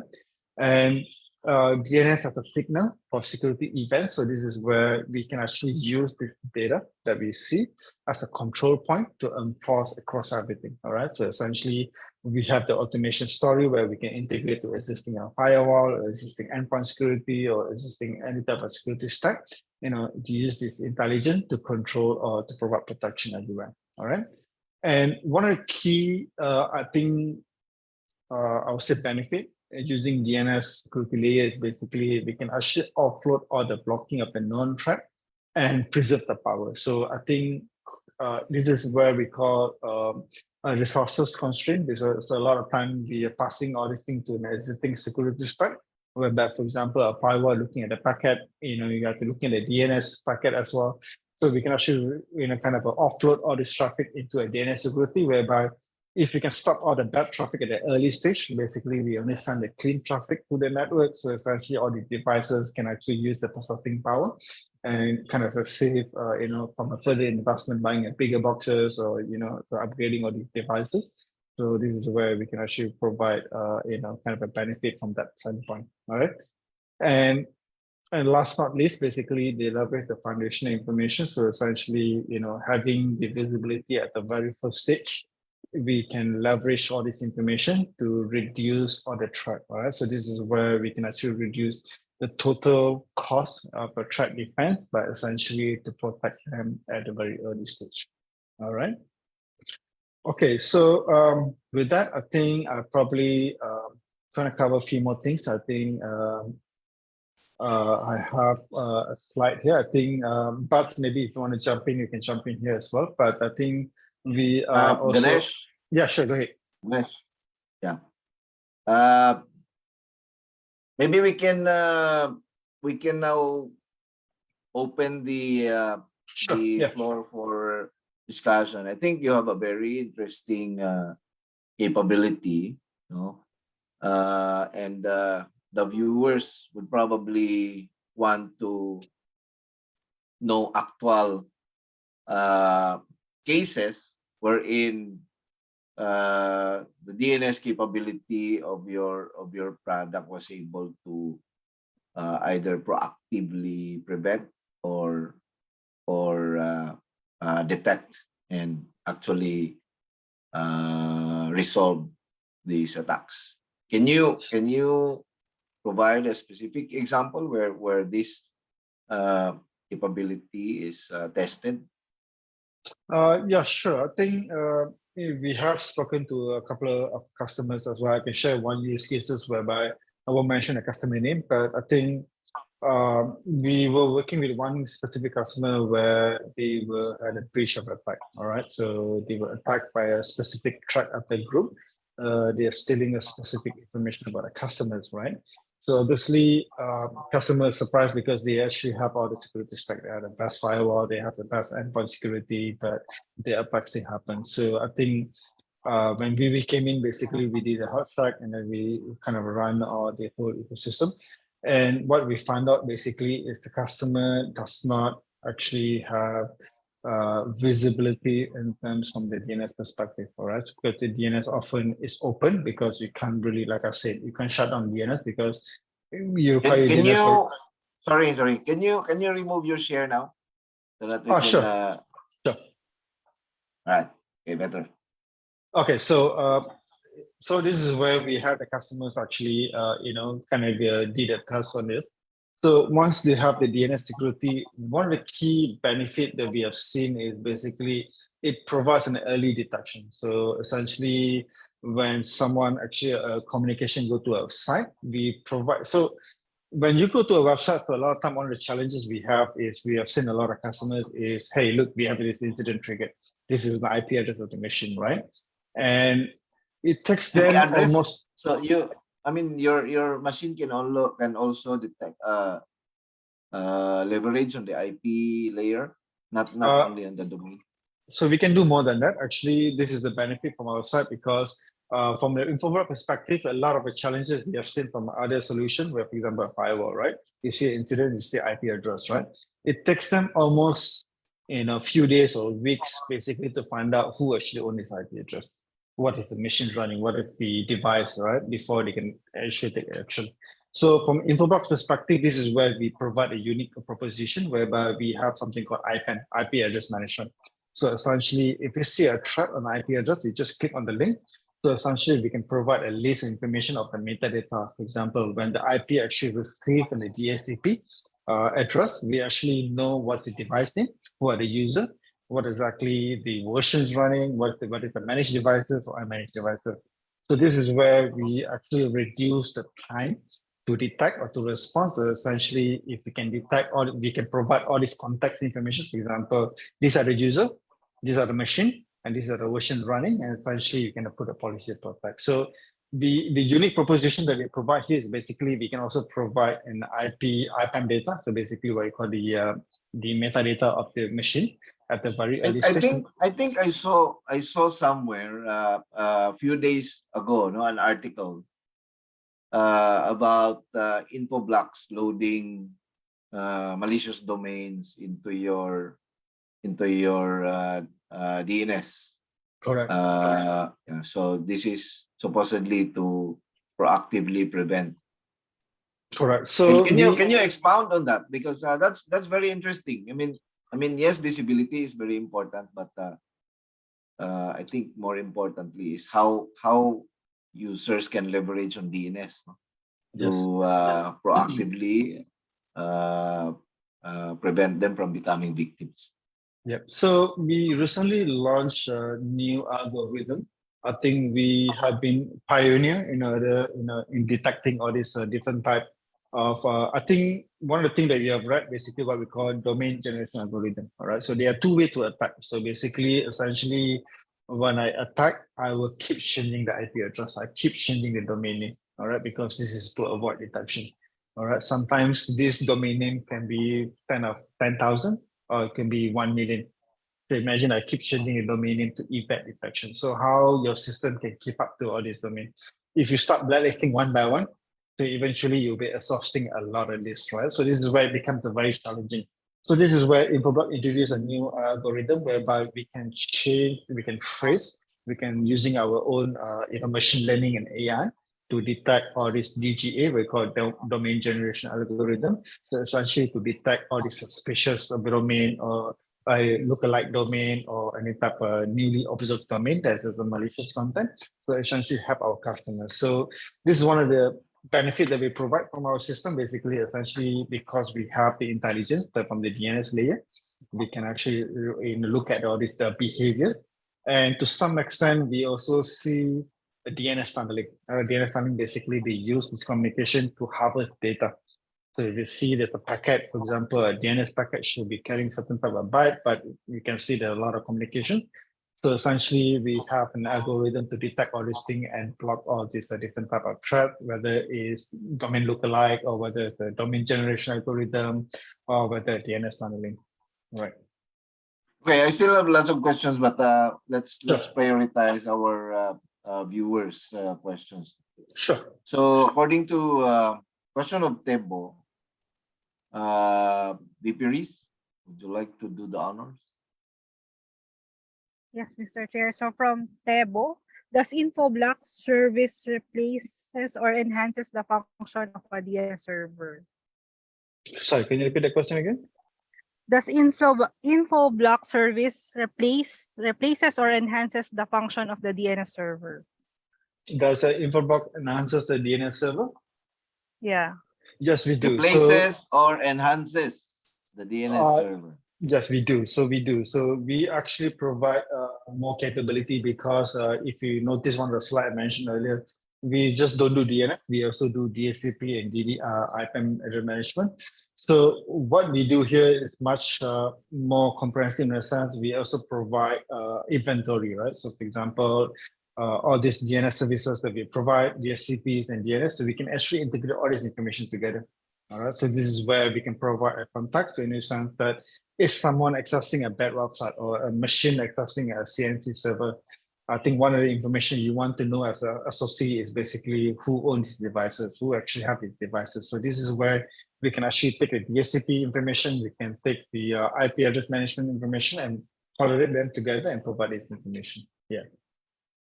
All right. So, Pipiris, next question.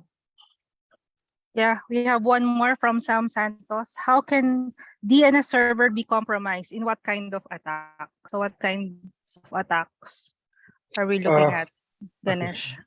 So there are many ways, all right. I mean, traditionally, we have seen on the infrastructure layer, you can see the application layer.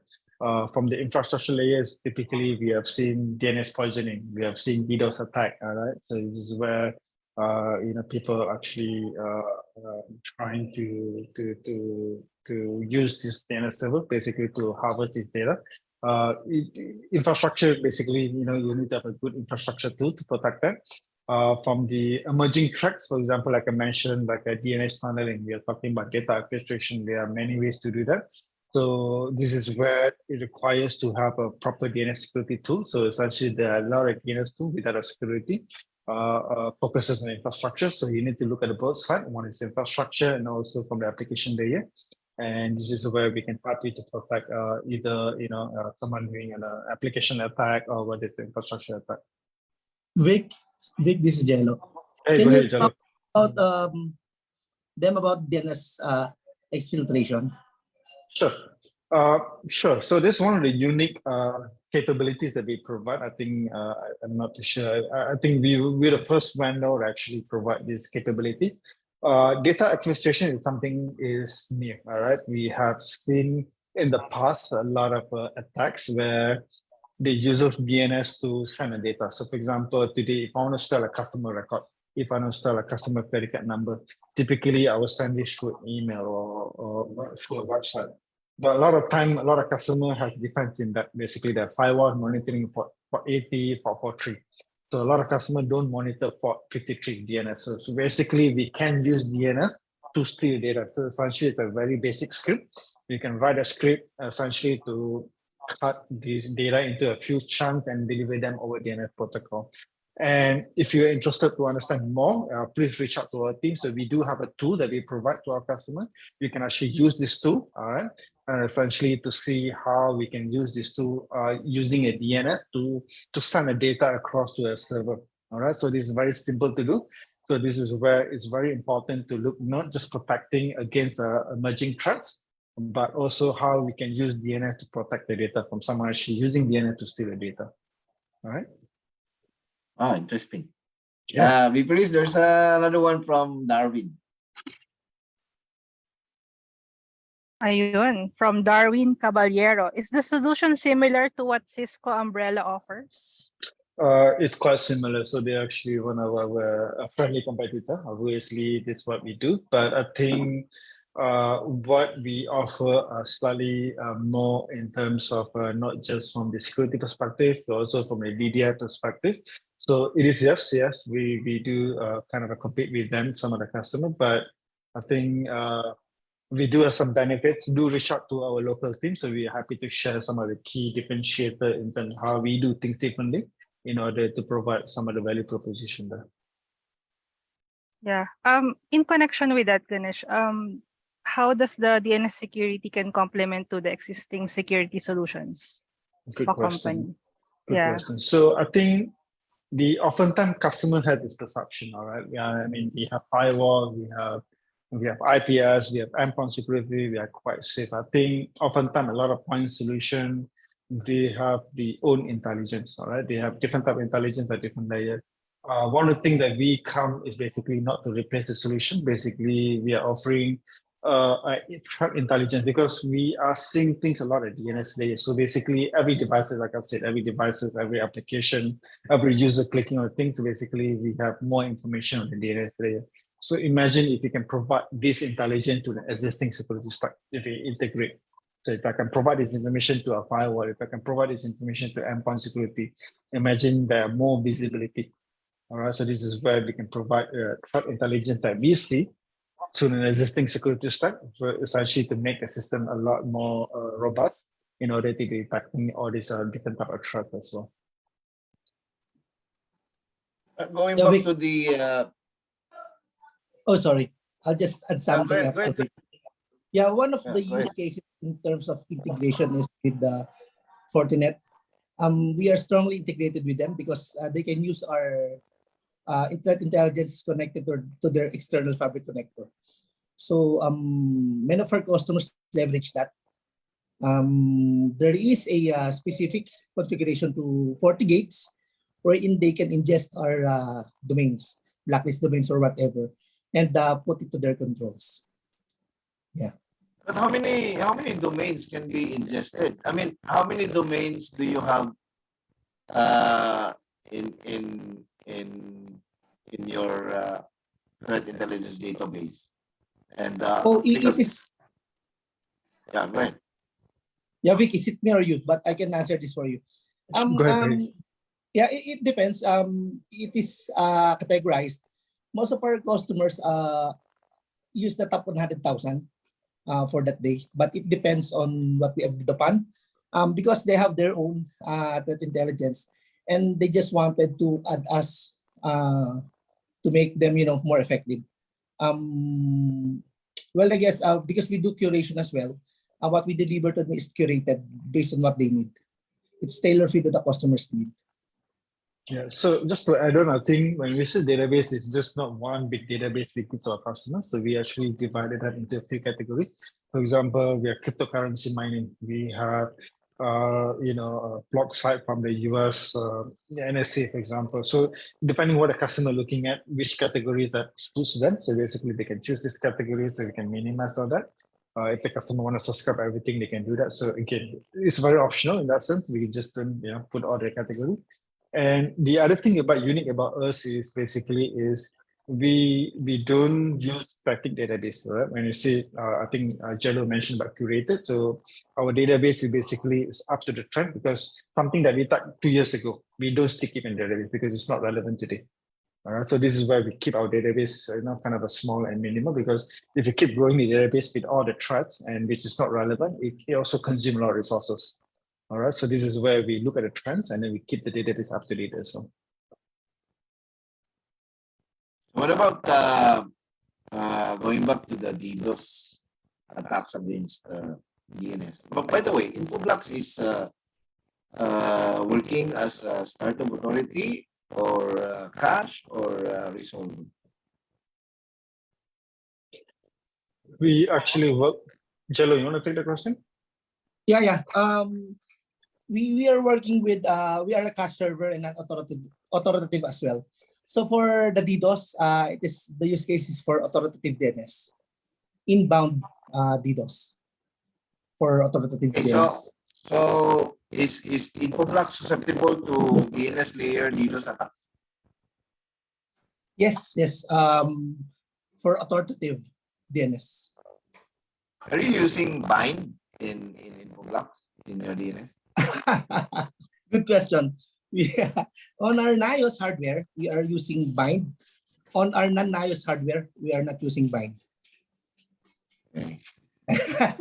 Yeah, bind is, Yeah, because bind is very vulnerable.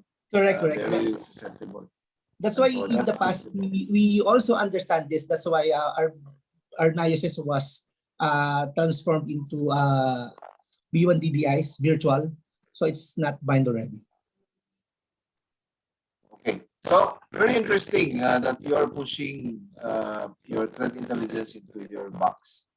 But how frequent and how big is the threat intelligence information that is being pushed on a daily basis to your your to the info boxes?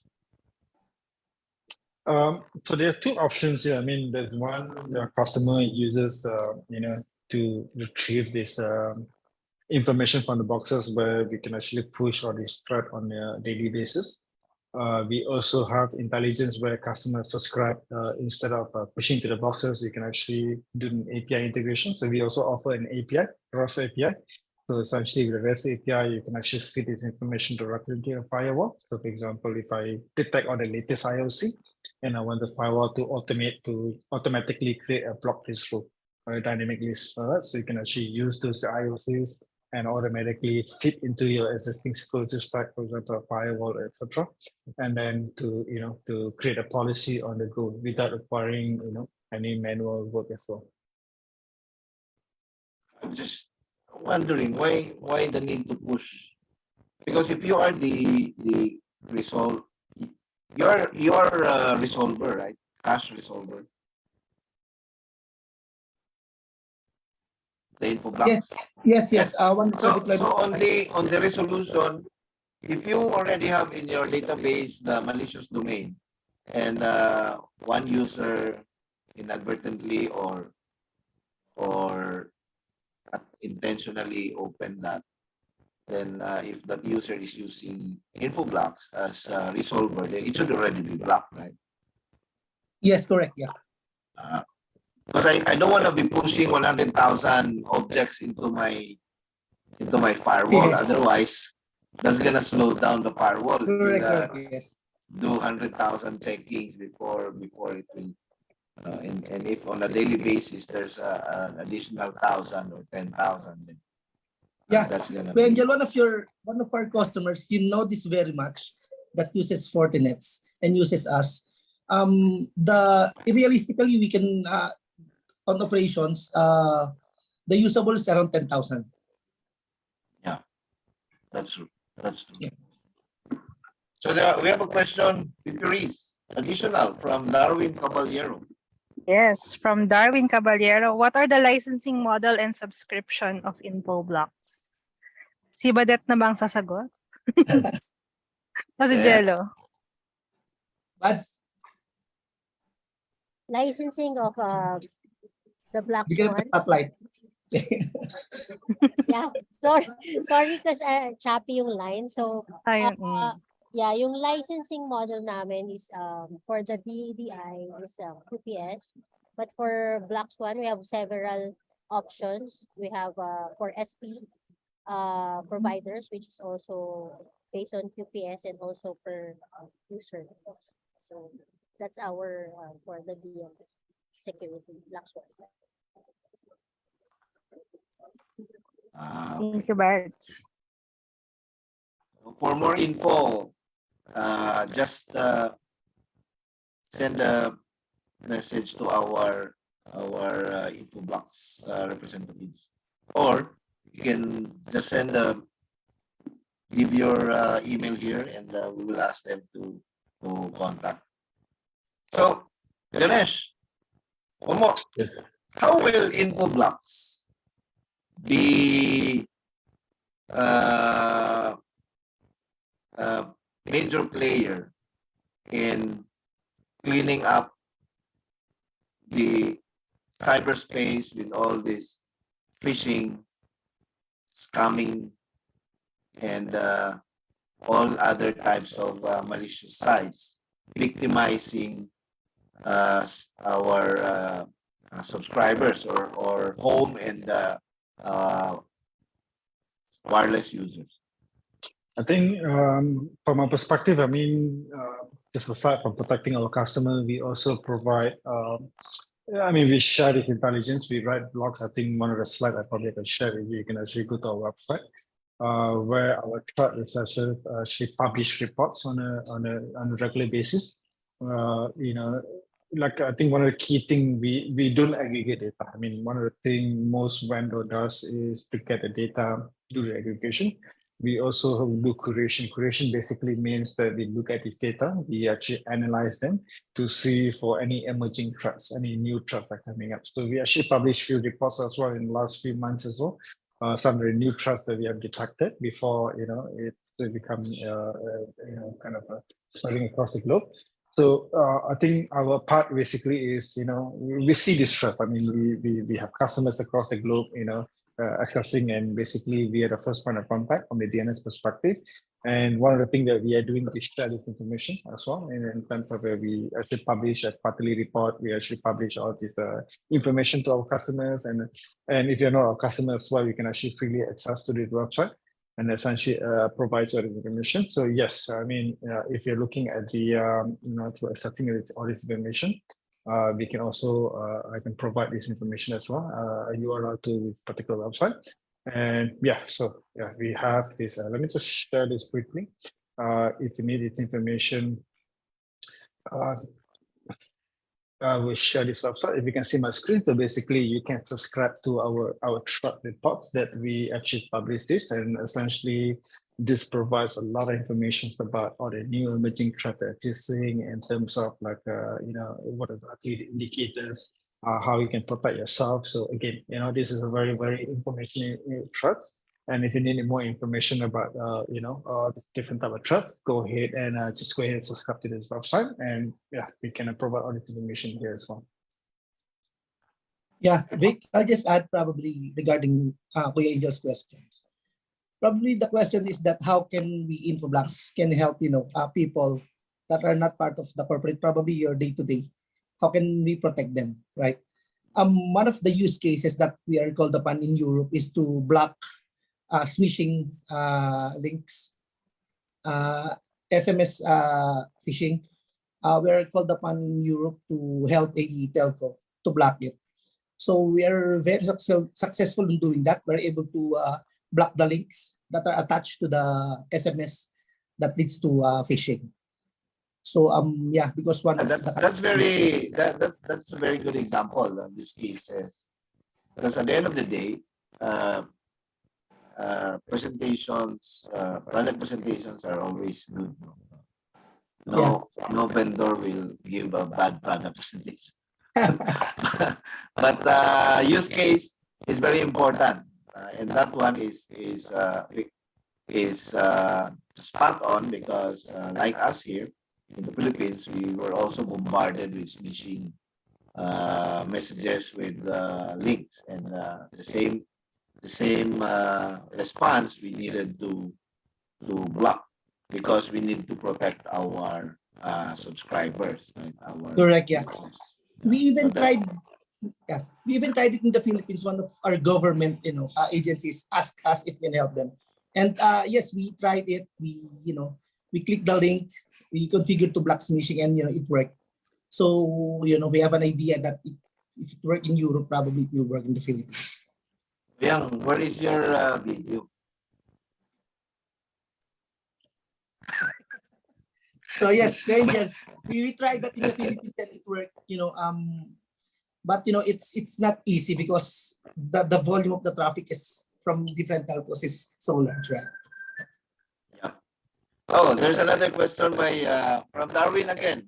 Let's take these last two questions, one from Darwin, one from Patrick. All right. Can we use Infoblox as the DNS sinkhole reference for the Palo Alto firewall? Jello or Ganesh? Still need to sign the agreement. So Yes, can we yes, use- of course. All right. And then last one. From Patrick. Hindi ko ata makita, Mr. Chair. Okay. The Infoblox Ayun. is DNS poisoning proof? Yes or no? Vic, So poisoning what? poisoning, DNS poisoning proof. It's I mean, just a no to answer that, because it's all boils down to infrastructure. I mean, Okay, I'll answer that for you. The bind version, yes, it's DNS poisoning proof, but whatever you're using, that's not bind, because what we are using is also not using bind, and it's not DNS, and it is DNS poisoning proof. We tested all this. So I hope you test your non-bind version. So this is very Yeah, the non-bind version answers that vulnerability as well. Yep. All right. Yeah, So, Mr. Chair, Okay. Yes, Miss Bernadette. we just have some survey for the viewers Okay. to fill out. Then we will be giving a voucher, 500 Grab food voucher for those who will submit for the feedback. Wow. Wow. Yeah, Magsascan na rin ako. yeah, pwede. Open to all. And sige, after Kailan ba yan, that, kailan ang limit niya, ang deadline? wala naman, sir. So after ng itong Please, session natin, yeah, hopefully they can submit the feedback form. Grabe, 500. Ang Then, daming pagkain yan. So Yeah, I don't hope forget to put your number na din, cell phone number. so I hope you guys can see the screen. So you just take a photo. and Yes. it's not- Yeah. We can see. Okay, so mga ka-Pix Pro, no, para sa, baka pwede 250 food, 250 beer. Para may panulak. They can order, sir, food. And lastly, sir, we would like to invite all our Pix Pro members for our upcoming DNS Infrastructure Security Training that will be happening on February 10, 2023 at New World Hotel. So we might be needing first 30 registrants for this. So Okay. can you maybe you can send your name and email and number to Reese or to me, so I'll just share the details for the training. But Yeah, send us some. right? Mhm. Sorry. It's me who will conduct the training, right? Yeah, Jello will conduct the Oh. training. It will Then be a party. Alright. Then after that, we will be providing 4 training credits for the IS. I see. Alright.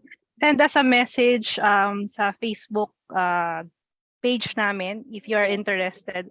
Especially, we encourage the graduating students to participate in this training. Yeah. Okay. Virtual training ba ito, Buds? Or This is a face-to-face, sir, Angel. So this will be so at this is New World limited Hotel. to Metro Manila only, no? Yeah.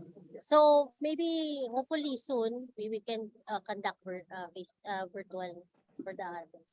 I hope we can consider the virtual because we have chapter members in Bacolod, Mhm. we have chapter members in Davao, no, and soon we will have Cebu, Bicol ba yung Batangas, no? Batangas and yeah. Bulacan. Unless pupunta kayong Bacolod, kasama kami. Mag-roadshow Pwede tayo, kayo. Buds, Yes. no? Actually, yun yung Pwede, isasuggest ko eh. We will do it all face-to-face. Ikot na lang kami. Yun. Yeah. So, yun. Kasi we have right now watching us the chapter officers in Pix Pro Bacolod and the members also. And this will be very